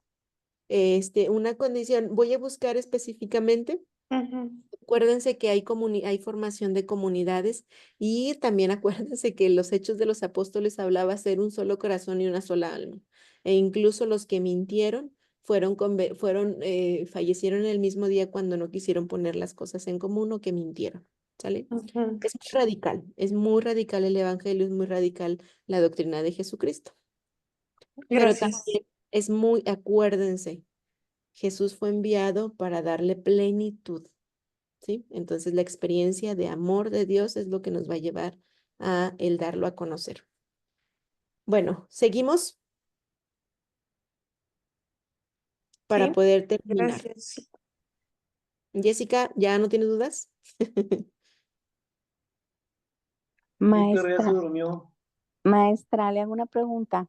Dígame, no vi quién me habla. Maruca, Dígame, Maruca. oiga, ¿y las mujeres? Ni Es borregas, ni obispas, ni nada. ¿Cómo decirlo? Desde la estructura de la Sagrada Escritura, recuerden que estamos en un patriarcado. Y yo le recomendaría a Maruca que, por ejemplo, pudieran leer desde la visión desde la visión de Jesús, el Evangelio de Lucas, porque Lucas es el Evangelio de la misericordia, es el Evangelio de la mujer, porque ahí hace partícipe a las mujeres concretamente primero. Habla de las que seguían a Jesús y el Evangelio de Lucas va a poner como precursora a las mujeres para todas las acciones de Jesús. De hecho, en ese evangelio se habla que la primer mujer que fue signo de resurrección fue María Magdalena. Y también ahí pone se pone mucho hincapié en la figura de María como corredentora, o sea, es decir, la figura de la mujer como partícipe de la historia de salvación. Estamos en una estructura machista, ciertamente, Maruca, seguimos viviendo estructuras de patriarcado. Creo que hay iglesias en las cuales no sé si se ordenan los anglicanos, si hay la ordenación de mujeres, profetisas, obispo, bueno, no sé si se les diga obispas, sacerdotisas. Particularmente, cuando nos preguntan la figura No necesito, yo lo hablo yo desde la figura de pastor que tengo porque estoy a cargo.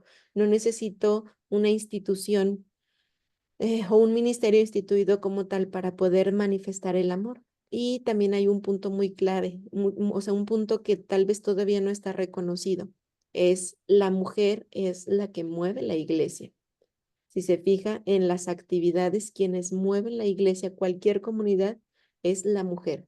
Entonces, si estamos en un proceso de, ¿cómo decir? En un proceso social, eclesial, ecuménico, como de revaloración, revalorizar el papel de la mujer, pero sí, aunque no se haya dicho abiertamente que la mujer mueve la comunidad o que la mujer mueve la iglesia, es yo creo que bien sabido. Quítenle a un pastor de cualquiera de las iglesias, quítenle la acción de todas las mujeres, la iglesia se viene para abajo. Digo, y eso es a lo mejor un tanto creíble. Lo digo en cuestión estadística. Estadísticamente, en México, el perfil del sacerdote o el perfil del pastor como tal, lo manejan en la imagen del sacerdote. Tiene muy poca credibilidad, pero el perfil de la religiosa, como por el hecho de ser mujer, tiene muy por encima la credibilidad. Entonces seguimos actuando, seguimos trabajando en orden a una estructura patriarcal, en orden a jerarquía, pero matriarcado que está siguiendo por encima de todos lados, ¿no? No sé si le respondo, María. Estructuralmente no se ha reconocido. Este, Ministerialmente o jerárquicamente tampoco se ha reconocido el papel de la mujer. Sin embargo, desde la espiritualidad y desde la acción pastoral, la mujer es un proceso fundamental para la acción y vida y santidad de la iglesia. De la iglesia ya estoy hablando, ese es el siguiente punto, lo que entendemos por iglesia. ¿Sale? No sé si le respondí, Maruca. Sí, sí, gracias, maestra. Muy bien. Y me llamó la atención, y es muy, muy buena su pregunta, porque también a veces como que dejamos de lado la figura y nos envolvemos también en situaciones patriarcales. Preguntamos, ¿qué es la iglesia? Para ustedes, ¿qué es la iglesia? No estoy hablando de iglesia católica para que no se vayan a ir contra mí, ¿eh? Estoy hablando de manera general, iglesia. ¿Qué entienden por iglesia ustedes? La comunidad de bautizados. Muy bien, gracias. ¿Qué más? Somos nosotros, ¿no? Cada uno de nosotros es la iglesia. Muy bien. ¿Qué otra concepción podemos tener? El cuerpo de Cristo. Muy bien. Miren, hay tres ámbitos. En el religioso espiritual, Paloma, ayúdeme a leerlo, por favor.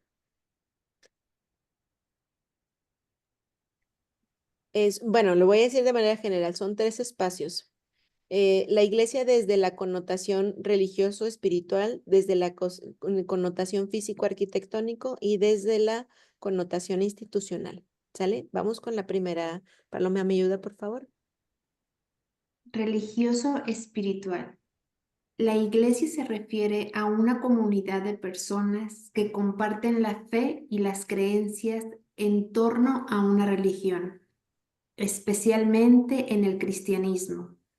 En este caso, no se refiere a un edificio, sino al conjunto de creyentes que forman el cuerpo de Cristo según las enseñanzas cristianas. Muy bien. Ese es desde el aspecto religioso espiritual y coincide con las percepciones que estaban teniendo ustedes, que es el cuerpo de Cristo, o sea, donde todos somos el cuerpo, pero Cristo es la cabeza. Ahora, ¿cómo se establece esta concepción de la iglesia desde el ámbito religioso espiritual, desde la concepción y la formación de la comunidad?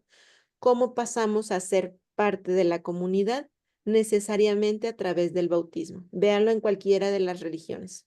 Hay un proceso de iniciación, en el nuestro se llama bautismo, en el cristianismo se llama bautismo, pero en las diferentes iglesias se llama pues a lo mejor un acto de, puede ser de iniciación como, o ritos de iniciación. Todos necesariamente es un rito en el cual se incorporan a la comunidad. Entonces, en el caso habla específicamente del cristianismo, Jesús se convierte en la cabeza, Jesús es la cabeza y todos nosotros somos el cuerpo de Cristo. de modo que hacemos las veces de Cristo. En este caso, por el bautismo. ¿Me explico en esta situación? O sea, si es real la parte de formamos parte de la iglesia a partir de un rito de iniciación del bautismo, ¿coincide con las creencias que tienen cada uno de ustedes?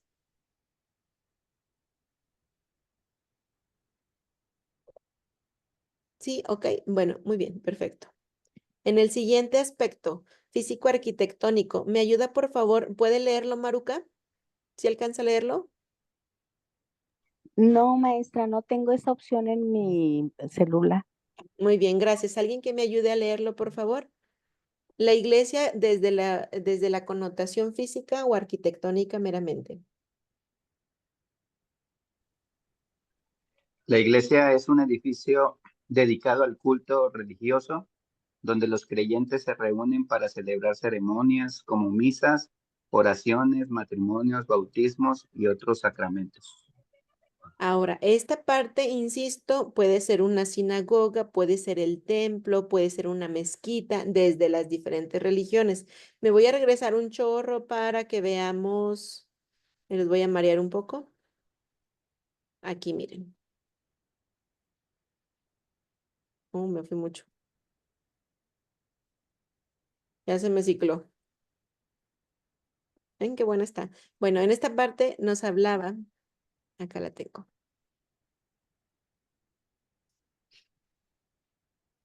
Recuerden los fundadores, las creencias, el libro sagrado y el lugar de culto. O sea, por ejemplo, para el cristianismo nuestro lugar de culto es la iglesia, la capilla, pero para el islam es la mezquita, para el judaísmo es una sinagoga, para el hinduismo son los templos y las casas y para el budaísmo se llama pagoda o templos en casas. Sí, por eso era importante que retomáramos estas situaciones, de modo que nos permita desde la visión físico-arquitectónico. Déjenme lo pongo acá. ¿Están viendo la iglesia? Ese es desde la estructura. Es un lugar físico concreto. Cuando dicen voy a la iglesia, voy a la capilla, voy al lugar físico de reunión.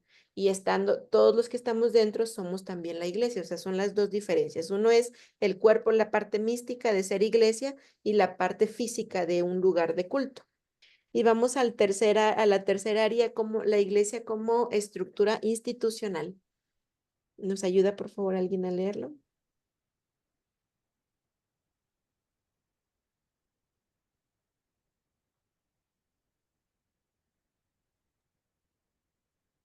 Organización estructurada con jerarquías, normas y doctrinas específicas. Por ejemplo, la Iglesia Católica tiene una jerarquía que incluye al Papa, los obispos y los sacerdotes. Miren, sería esta que tenemos acá. Papa, cardenales, arzobispos, obispos, presbíteros, diáconos, laicos y consagrados. Y esta va a ser la primera actividad del día de hoy. Quiero que ustedes me hagan, por favor, en 5 minutos, una estructura jerárquica. ¿A qué me refiero? Desde al templo físico, templo o iglesia física que tú acudes, vas a sacarme, por favor, el orden jerárquico.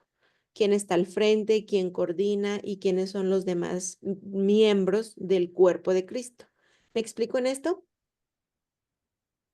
¿Sí? O sea, por ejemplo, ahí yo les ponía como ejemplo la Iglesia Católica porque es como el más común o que se ha conocido. Pero hay quien puede decir, sabes que yo no pertenezco a la Iglesia Católica, pero nuestra jerarquía es esta. ¿Sale? Maestra, Pues yo solo no voy, tenemos... ¿Sí, Maruca? No, está bien, sí, Luca. yo no voy a ninguna, todos somos iguales, no hay jerarquía. Bueno, ¿y cómo se reúnen? O sea, sobre todo el nivel de organización es la parte a lo que vamos, Maruca. ¿Cómo No, se, no, no, no, no, no hay. cómo se forman? Todo es espiritual. Ajá, bueno, y por ejemplo, vamos a ponerlo nada más, ¿quién la convocó a usted? ¿Usted cómo llegó a cierto lugar para tener la formación o ejercer el servicio que ejerce? Yo nací ahí. Ok, ¿y se acuerda la actividad pasada, en cuál fue su primer momento? quién le formó, o sea, por ejemplo, de quién recibió la formación. ¿De Pues casa? sí, ¿O de fue a una casa, sí. escuela? No, no, a un centro espiritual. O sea, ¿fue a un centro espiritual? Sí, Bueno, ¿y ese centro espiritual quién lo dirige? O sea, hay alguien que tiene que estar al frente. Solamente es mera organización, ¿sí? O sea, nada más es como para el orden y el bien común, quién está al frente y cuál es la forma en la que se lleva a cabo, ok. Bueno, ¿sí? Lo tenemos que hacer en escrito, bueno, en escrito o algo, maestro. Lo que pasa, le voy a comentar una cosa. Yo no visito ninguna iglesia. ¿Ok? O sea, sí crecí en la tradición de la iglesia católica, pero Ujú. pues hace muchos años que mi familia y yo no Por el la... bautismo, usted está bautizado.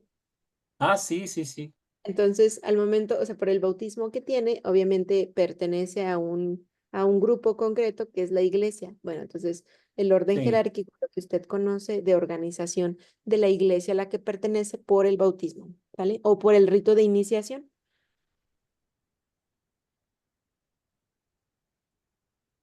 bueno, pues voy a poner ese, no, maestra, pues está más fácil para entendernos. ¿Cuál, Maruca? Dígame. El de la iglesia católica, pues todos somos católicos, así como por ¿Usted es bautizada? por mayoría de votos, sí. Muy bien. Maruca, respóndame una pregunta. Si se siente incómoda, usted me dice. En el proceso que usted lleva, Sí, ¿hubo algún rito de iniciación para usted o no hubo un sí, rito como por sí, ese? sí, fui elegida, sí, Sí, sí, muy bien. Después, nada más como para organizar, para que usted pueda establecerlo. Después de ese rito de iniciación se incorpora una comunidad como tal, no, ¿no? no, todos somos por separado y llevamos, sí conoce usted a los ejercicios espirituales de desarrollo espiritual de la Iglesia Católica. Sí, sí, sí, claro. Bueno, es algo parecido, puro ¿De San ejercicio Ignacio de o cuáles? desarrollo espiritual. Son Ya. rituales. Ujú. Bueno, entonces, ¿y usted ejerce de forma autónoma o no ejerce? ¿O solamente es proceso de iniciación a Sí, sí, pertenencia? sí, sí, ejerzo. Muy bien. Bueno, entonces ese es el problema, ¿cómo decir? El proceso de evangelización. El primero es el rito de iniciación, que es el que sucedió, y luego la perteneciente o lo que implica la formación, que es lo que va en la catequesis, después la incorporación a la comunidad y usted está en la cuarta etapa, que es la del servicio. ¿Me explico? Sí, Muy bien, o sea, nada más es para que lo identifiquemos. sí, ¿Sale? sí. Muy bien. A ¿Vamos ver, bien Gracias. hasta mira, por decir un ejemplo, aquí?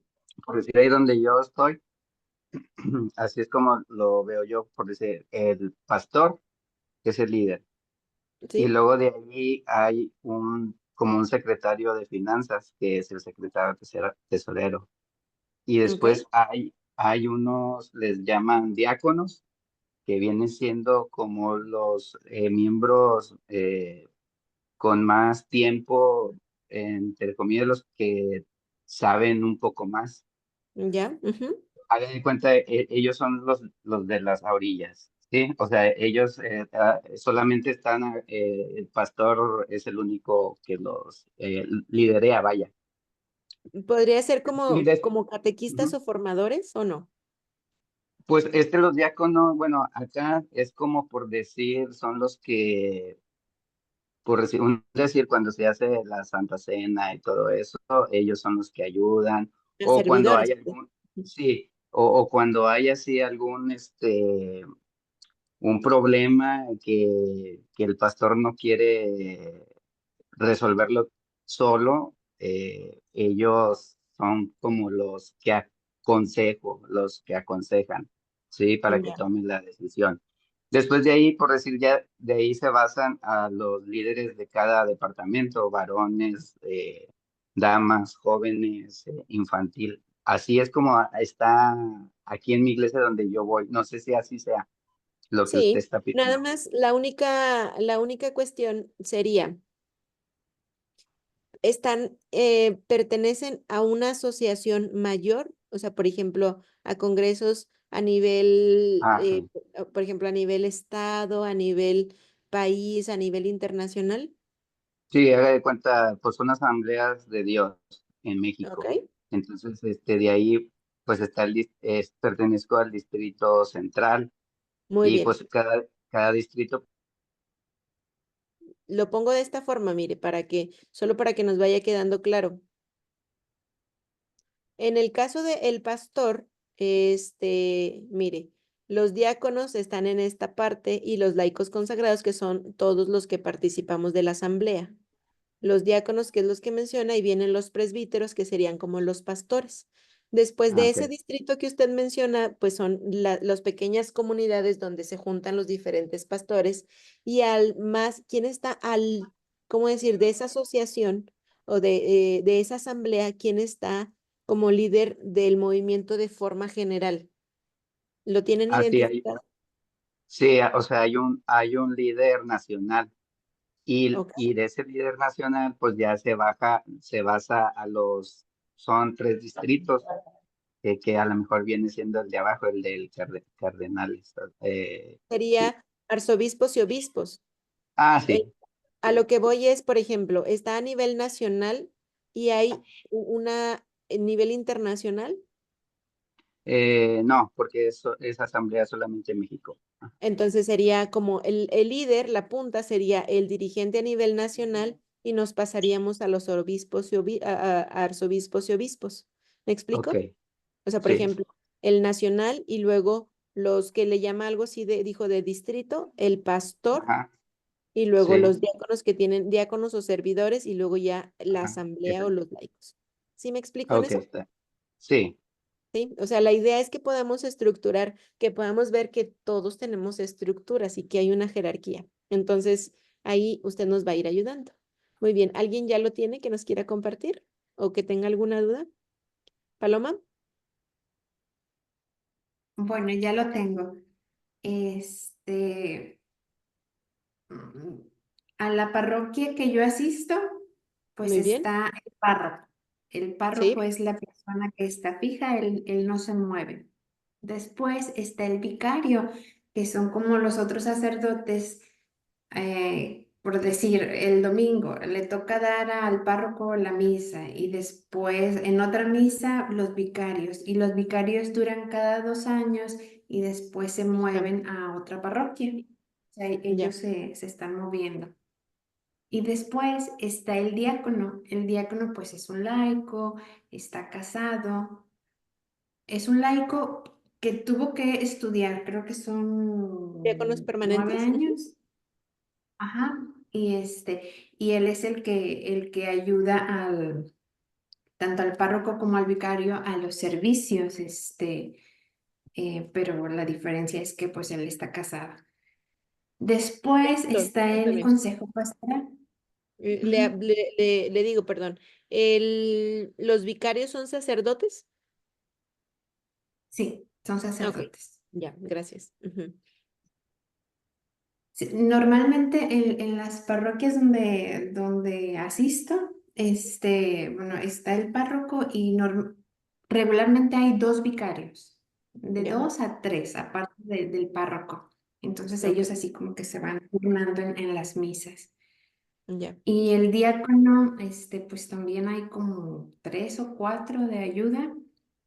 Y después está el consejo pastoral, ese está formado ok, por laicos que se reúnen con ya sea con el párroco, con los vicarios o con el diácono, y entonces ven más o menos cómo está la comunidad y ellos están en comunicación constante con ellos.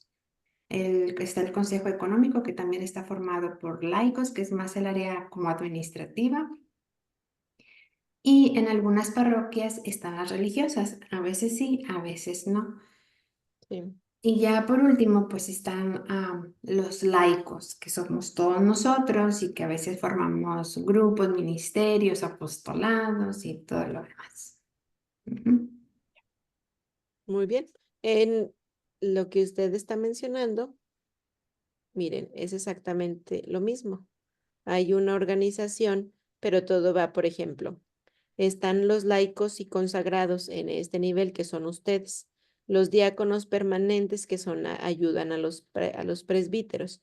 El presbítero o el párroco, junto con sus vicarios, estaría en este orden, pero ellos están bajo el cuidado del arzobispo o del obispo, quienes a su vez se coordinan sobre los cardenales y la autoridad máxima es el papa. Entonces, nada más, es exactamente lo que son los laicos, los consagrados, y el pueblo en general, estamos en esta última parte. ¿Sale? Y nada más usted ubicó a los vicarios. Le preguntaba en orden de los vicarios y también sus sacerdotes. Tienen el grado de presbíteros. Y dentro de los presbíteros, unos están encargados al frente y los otros dos son apoyo, pero están en este nivel. Presbíteros y los diáconos están están ordenados, pero no están al nivel de los sacerdotes, sino un nivel abajo. Llevan de hecho la misma formación que ellos, nada más la única opción que hacen es no la ordenación sacerdotal, sino el diaconado como servicio. Muy bien, ¿alguien más?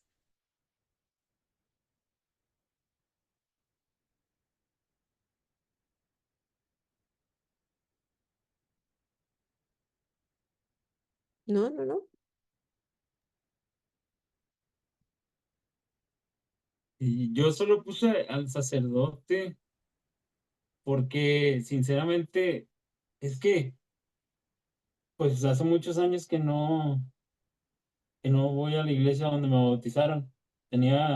Estaba chiquillo.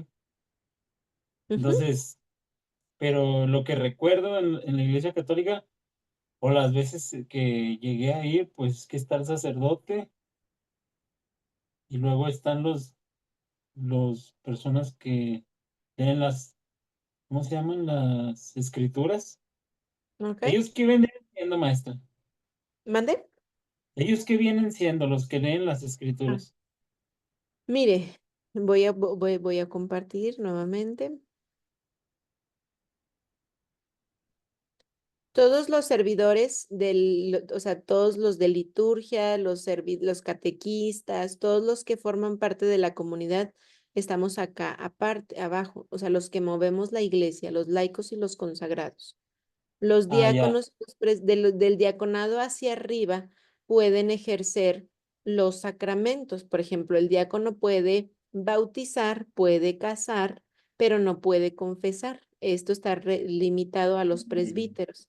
El presbítero de aquí puede ungir a los enfermos, pero por ejemplo, el presbítero no puede confirmar porque la confirmación está dada a los obispos únicamente. Entonces, cada uno va teniendo como una limitante y la autoridad suprema se da en el Papa, ¿sí? O sea, eso es lo que se da en lo que conocemos nosotros de la estructura de Iglesia Católica como tal, ¿sale? ¿Qué es lo que Los sucede? A diáconos son veces, perdón, perdón, los diáconos sería el sacerdote. es un ministerio antes del sacerdocio. O sea, Ah, ya. Ok. sí son quienes se están formando para sacerdotes, tienen un Ah, tiempo ya. completo de servicio, ejercen el ministerio como tal, pero tienen limitantes. Por ejemplo, un diácono no tiene la facultad de perdonar los pecados, pero sí puede Ah, bautizar y ya. sí puede casar y sí puede hacer celebración de la palabra. Entonces, abajo los laicos, suena muy feo, ¿verdad? Pero en la parte de abajo, en el ministerio de servicio, en el templo, en la iglesia, los laicos son los que son catequistas, se encargan de formación, también se encargan de monitores o la lectura, son toda la parte de liturgia, pero son servicio también. Y, y ya más abajo, pues toda la comunidad en general, Sí, las que de hecho, asisten. todos estamos en la parte de laico y consagrados, por eso hablo que nosotras Ah, ya. como consagradas no estamos dentro de la jerarquía, tampoco los laicos, pero somos parte fundamental. O sea, por eso está colocado como todos, o sea, en todas las estructuras. La parte de abajo es el fundamento como tal. O sea, es decir, si no existe eso, la pirámide va cayendo. O sea, no existiría todo el trabajo pastoral. ¿Sale? Ah, ya. Ok, muy Muy bien. bien. ¿Alguna otra duda o alguna para compartir?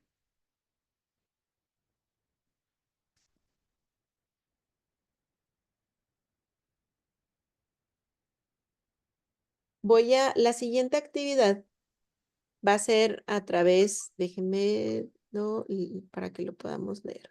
Maestra, le voy a hacer una pregunta.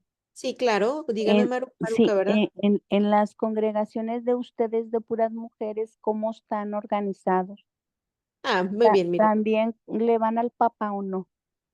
Le, le van al Papa, sí. Mire, déjeme lo pongo aquí para que usted lo pueda ir viendo. Nosotras tenemos la siguiente jerarquía. Le voy a ir poniendo texto, ¿sale?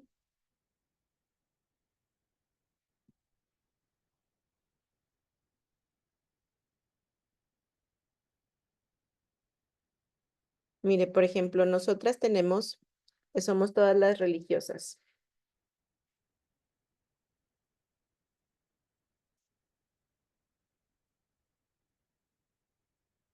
Y en sentido, o cómo decir, nosotros nos organizamos también de manera piramidal. Por ejemplo, tenemos una superiora y le llamamos una superiora local. O sea, por ejemplo, yo actualmente somos 120 hermanas, por decir, y todas distribuidas en diferentes lugares. Entonces, hay una, todas somos religiosas, tenemos una superiora local, pero de esa superiora local, que es la que organiza nuestra comunidad, por ejemplo, yo vivo aquí en Saltillo, somos 11 hermanas y nosotras tenemos una superiora. Pero también tenemos una superiora general. Déjame le pongo acá.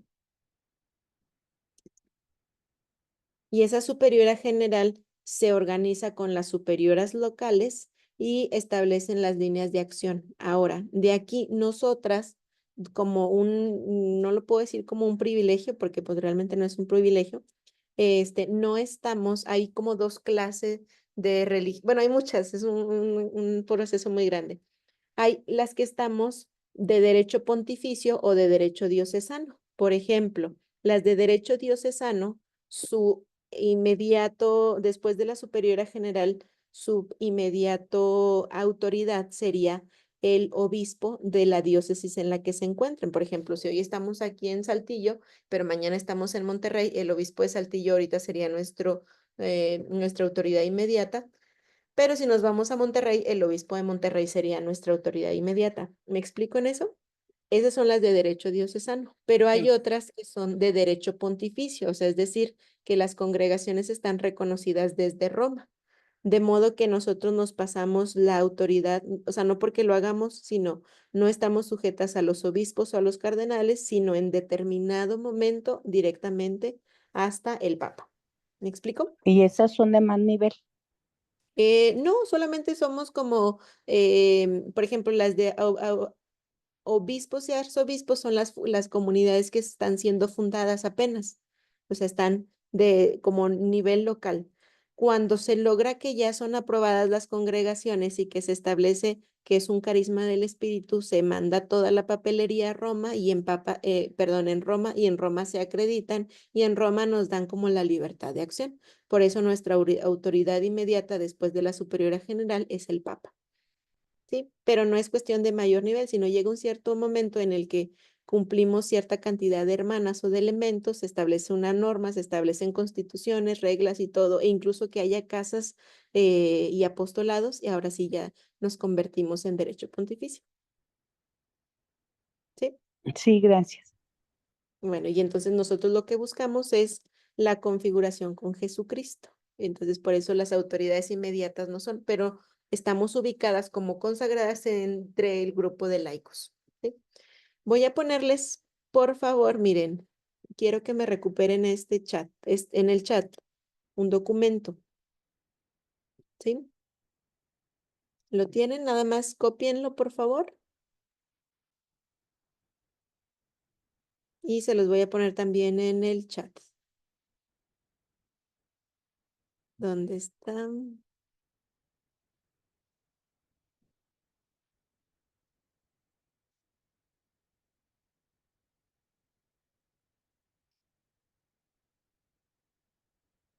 Muy bien. ¿Lo tienen?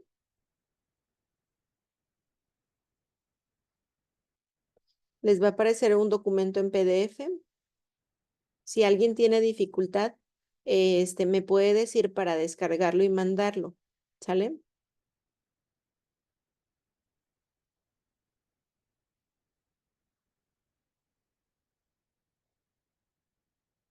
Nada más vean si lo pueden abrir, por favor.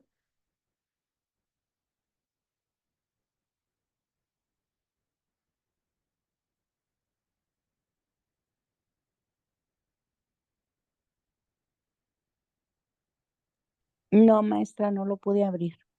Muy bien. Se los mandé en el grupo también de WhatsApp. Y vamos a buscar, les voy a poner aquí, es del número 236 en adelante. ¿Sale? Váyanlo apuntando, por favor. Nada más. Viene siendo, aquí aparece la página 143.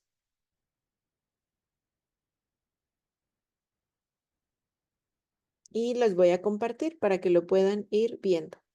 Vamos a pasar al segundo momento, que es la catequesis y la estructura. Les voy a describir lo que necesito que vayan leyendo para la siguiente sesión, que es donde vamos a elaborar nuestra actividad pastoral. Miren, aquí se nos va describiendo un poco la realidad. No lo tomen, no sé si alguno de ustedes tuviera un proceso organizado de esta forma y de decir, sabes que yo tengo esta bibliografía, con toda libertad lo tomamos, pero este me parece que está muy bien organizado porque relata la realidad universal, por esas las ventajas de las grandes religiones que son universales, ¿sí? Entonces, a eso se refiere, de hecho el término católico significa universal, pero entonces las grandes religiones tienen un impacto global, por lo tanto la estructura permite ser tomada de diferentes formas. Entonces, ¿qué es lo que vamos a hacer? Miren, voy a compartir con ustedes solamente para que lo vean. Aquí está. Comparto con ustedes. Vamos a entrar a un proceso de las realidades que vamos viviendo. Necesito que puedan leer. Es la única actividad que van a tener de leer prácticamente muchas cosas, porque vamos a identificar primero la forma concreta que se trabaja con niños y jóvenes, ¿sale? Del número 236 en adelante. También la forma en la que se trabaja más adelante la catequesis en la realidad juvenil. Y luego vamos a ir viendo un poquito más adelante la catequesis con preadolescentes. Y aquí pueden ir viendo la forma concreta. Más adelante, la catequesis con adolescentes. Recuerden que antes se hablaba de niños, jóvenes, adultos. Y luego se hablaba niños, adolescentes, jóvenes, adultos, ancianos. Y luego niños, preadolescentes, adolescentes, jóvenes, adultos, adultos mayores, ancianos, ¿sí? Entonces se ha ido modificando. Entonces por eso es necesario que podamos ir leyendo esta parte. Catequesis con adolescentes viene como una realidad. Catequesis con jóvenes. Más adelante nos va a hablar ahora. Miren, lo tengo más acá. Catequesis con adultos y está manifestando como las necesidades y las condiciones. Y luego viene las realidades de los adultos, por ejemplo. Sería muy importante y muy bueno para ustedes que lo puedan leer. Y viene más adelante, más adelante. O sea, sí es muchísimo, pero que lo puedan ir leyendo.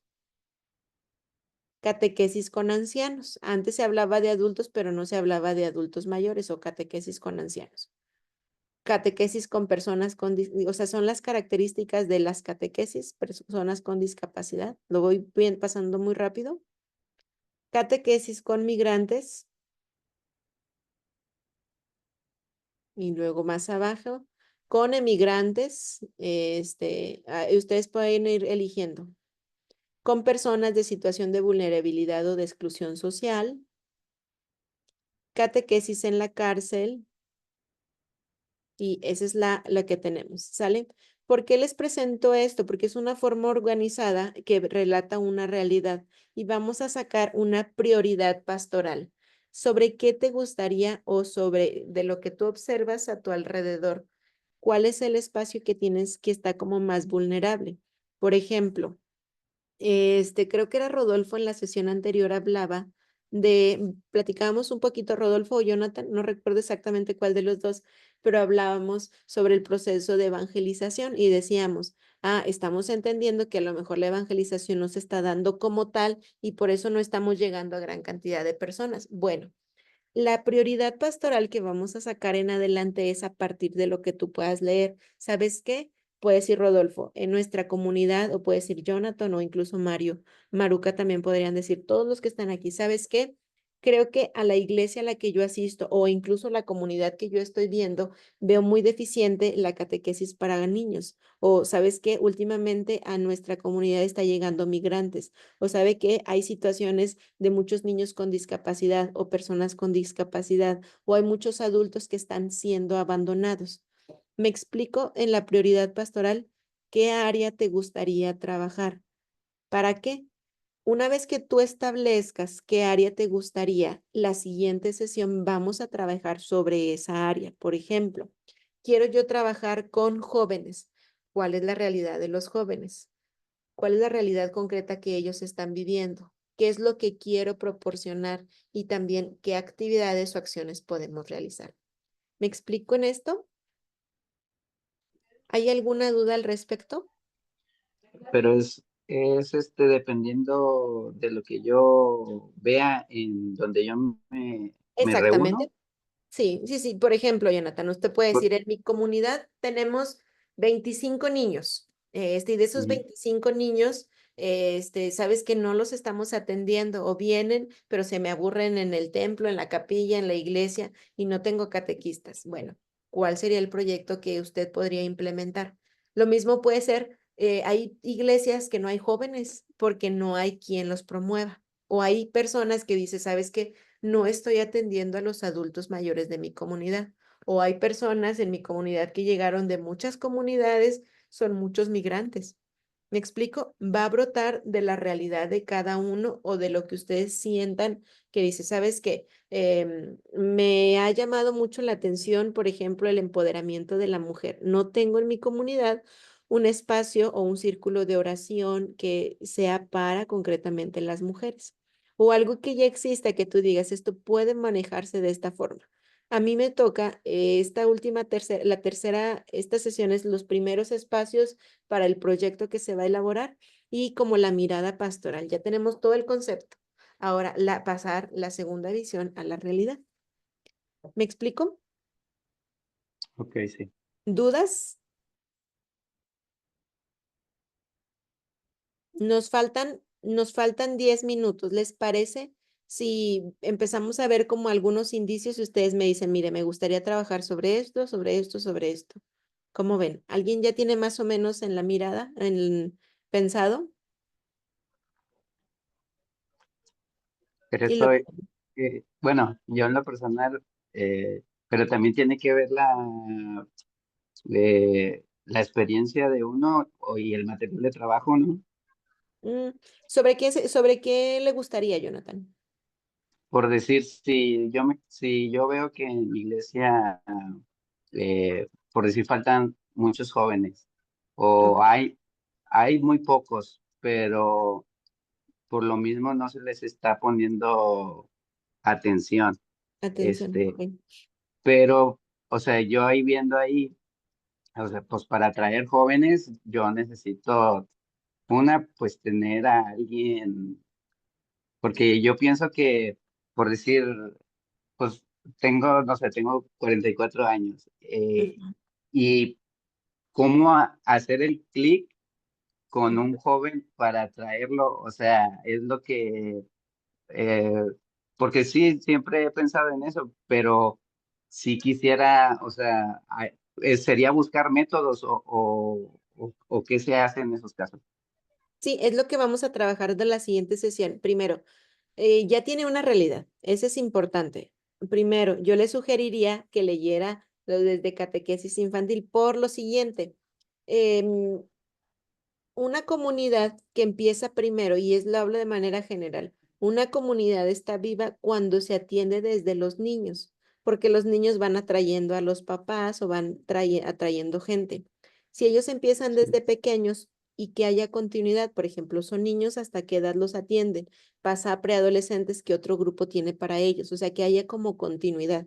¿Tiene Ah, atención ok. para niños pequeños? O sea, por ejemplo, para chicos. Sí, o sea, hay muchos niños de, no sé, de 6 a 10 años, o sea que sí Ujú. hay muchos. Bueno, Entonces, ¿y quién atiende de 10 años en adelante? Eso es lo que acá en mi iglesia no, o sea, no hay nadie. O sea, primero tendría que meter a alguien y todo eso, ¿verdad? Bueno, ¿y usted lo considera eso como una urgencia o como una necesidad? Yo lo estoy viendo como una necesidad, porque yo lo veo por mis hijos y por decir, tengo 3 hijos, pero 2 ya son adolescentes jóvenes y, y yo siento que les falta enseñanza. Ok, bueno, lo primero sería, ahí pues necesariamente entran los pastores, o sea, los adultos. La clave, Jonathan, va a ser el tipo de actividades atractivas que haga. O sea, puede ser, por ejemplo, un cineforum, en este tenemos un concierto y no necesariamente es como, acuérdese, ¿cuál sería el primer gancho para atraerlos? Actividades completamente atractivas a su edad y no necesariamente por jóvenes. Usted puede promoverlo. ¿Sabes qué? Vamos a tener un concierto, vamos a tener un campamento, vamos a tener un día de campo o vamos a ir a caminar a tal lugar. ¿Y quiénes Ok, están? Sabes que tráete tu lonche o demás y a veces hasta hay que darles de comer para que ellos vengan. Entonces ahí, sí. en ese tipo de actividades es donde puede entrar y ya que se haya reunido, que se hayan reunido, ahora sí empezamos el proceso de catequesis. Pero Ok, identifica, porque se puede, sí, por decir, empezar con un decir, con los poquitos que tengo en la iglesia y luego, no sé, llevarlos a un parque cerca de ahí y ¿sí? eso con actividades y todo para que atraiga a otros nuevos, a eso, ¿verdad? Exactamente. Lo Y ya de primero ahí es empieza. empezar a traerlos. Después ya usted se pone, eso es lo que vamos a hacer en la siguiente sesión. Primer punto le llamamos la pesca, cómo podemos lograr hacerlo y luego ya el proceso de evangelización y luego ya la formación como tal. Pero pues no le va a poder ahorita, no se va a aventar con los jóvenes a decirle, ven, te voy a meter a un retiro de 5 días para que conozcas a Dios. No, ni de broma, o sea, hasta lo pueden No, tachar de tanta cosa, ¿verdad? Entonces sí, son entonces primero primero ponerles algo atractivo, experiencias. Sí. experiencias y cierto tiempo, o sea, no luego, luego de que ya los invité uno y luego ya Claro, los o sea, quiero como que meter, vaya viendo una es continuidad. con un proceso, sí, ok, sí, Entonces, yo sí, le para, recomendaría a usted que usted leyera lo que es desde la catequesis infantil. Le va a servir mucho todo, o sea, el documento como tal le va a servir, pero que lea lo que es catequesis infantil, la de adolescentes y la de jóvenes. Creo que el punto clave para usted son adolescentes más que jóvenes. ok, sí, está bien. Muy bien. ¿Alguien más?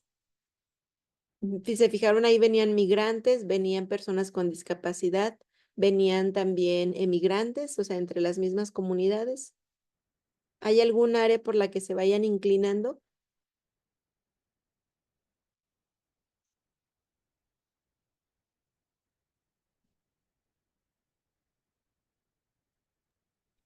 ¿No? Bueno, dudas, aclaración. Ah, Paloma, la escucho. Bueno, nosotros estamos en un grupo y, bueno, en 2 grupos. Mi esposo va a la cárcel, pero los presos llegan solitos.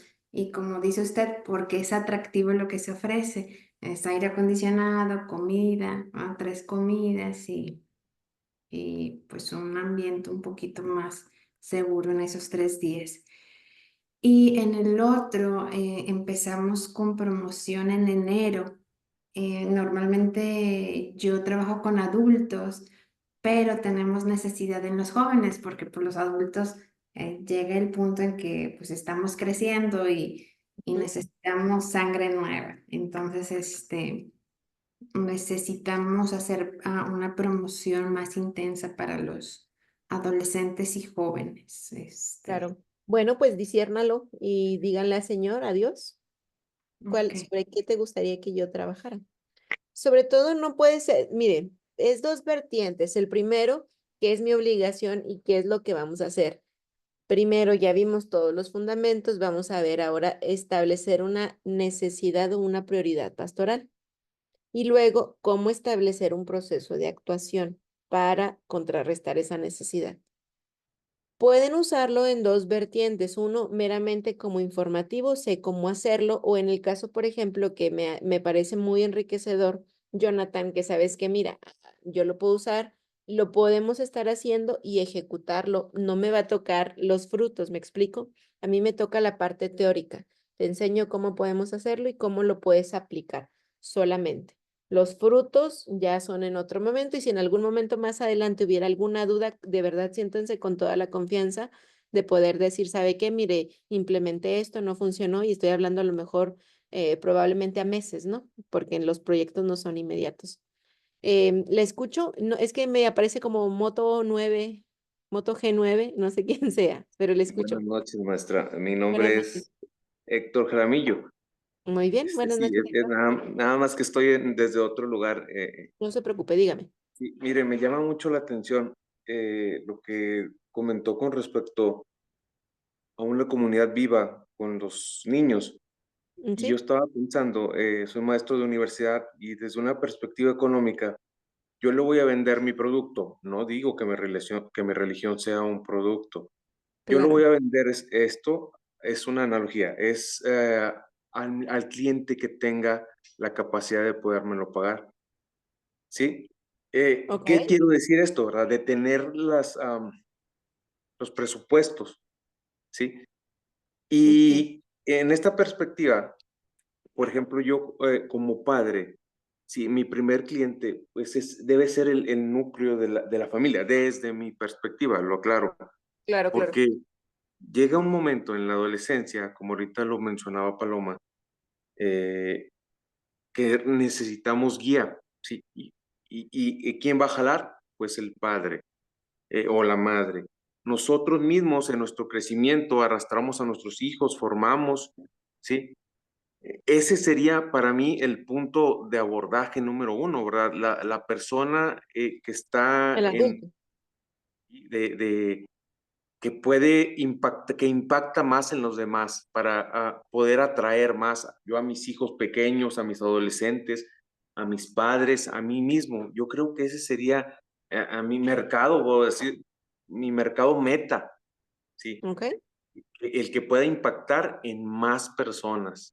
¿Y quién sería? Bueno, personas, yo tengo 46 años, sí, personas entre, digamos, 26 y 50 años, bueno, más, que tengan hijos de mediana edad, Claro. es a lo que me quiero referir. No sé qué le Sí. parezca. Nada más, si nos vamos al mismo, ¿cómo decir? Al mismo lenguaje con usted. Un emprendimiento, ¿por qué funciona, Héctor? Un emprendimiento sería por la capacidad de que pueda, la rentabilidad, la viabilidad, Ujú. la capacidad de que pueda recuperar mi inversión inicial. Funciona inmediatamente, aparte de lo que usted está diciendo, funciona también porque es algo que es innovador y porque es algo que a lo mejor no existe. Y tercero, porque soluciona o, ¿sabes qué? Tiene impacto sobre las personas. Estoy de acuerdo en esa parte. Solo que en la cuestión pastoral tenemos que darnos cuenta que actualmente no es atrayente la vida de la fe. Entonces, si usted le pone a un adulto de 26 a un lapso de 50 años, su mirada está directamente sobre la cuestión laboral. ¿Me explico? O sea, si tú le dices, te voy a presentar este proyecto, esta actividad, tenemos diferentes actividades y va a ser a esta hora. Tiene que ser como muy oportuno para que sea una hora a la que se les acomode a ellos, porque su acción concreta va directamente enfocada a los hijos, en dado caso que tengan, pero la acción laboral. Entonces, puede hacerlo, pero las actividades que usted planee tiene que ser como lo que le comentaba Jonathan, tienen que ser como muy atrayentes para acaparar ese tipo de público concretamente.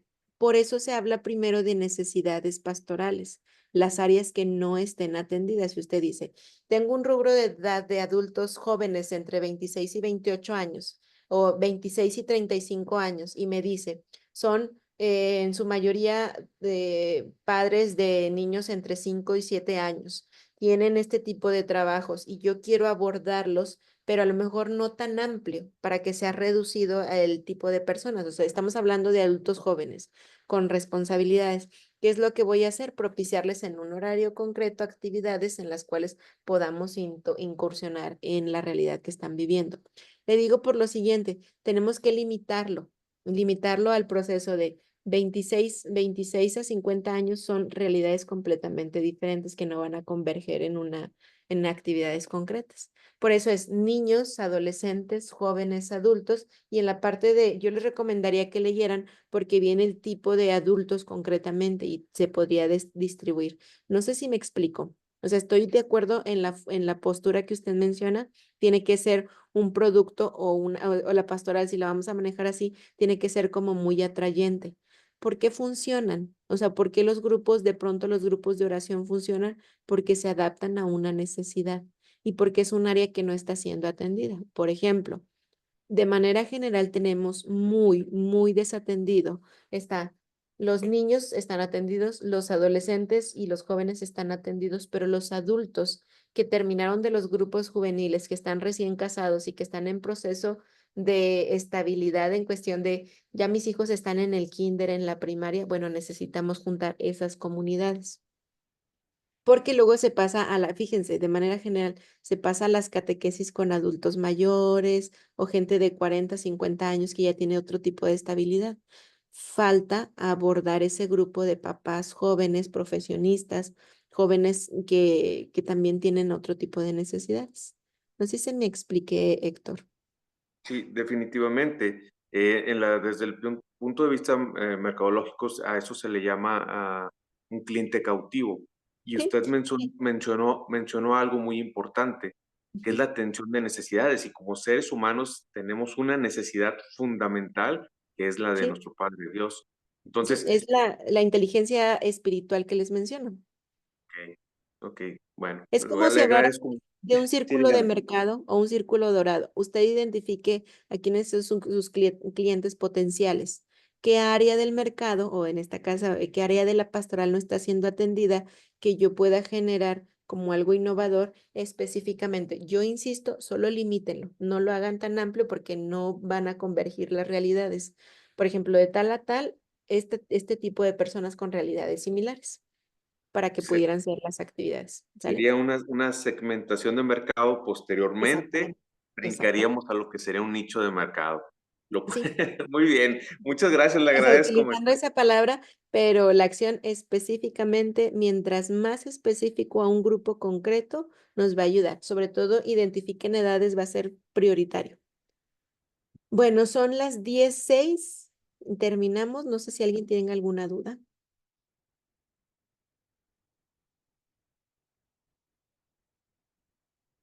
Entonces, para la siguiente sesión, traen ustedes identificado su prioridad o su necesidad pastoral y sobre ella vamos a trabajar. Les recomiendo que lo puedan leer, lo que les envié. El documento como tal es muy amplio y muy rico. Insisto, tiene características globales, entonces nos puede favorecer mucho. ¿Sale? Y Entonces, nada más, pero, maestra, dígame. entonces nada más sería leerlo y traer una idea, ¿verdad? Sí, van a leer, o sea, por ejemplo, buscas sobre qué me siento atraído, lees el estrato que corresponda a esa área para que puedas tenerlo claro. Si alguien dice, lo quiero leer todo completo, pues adelante.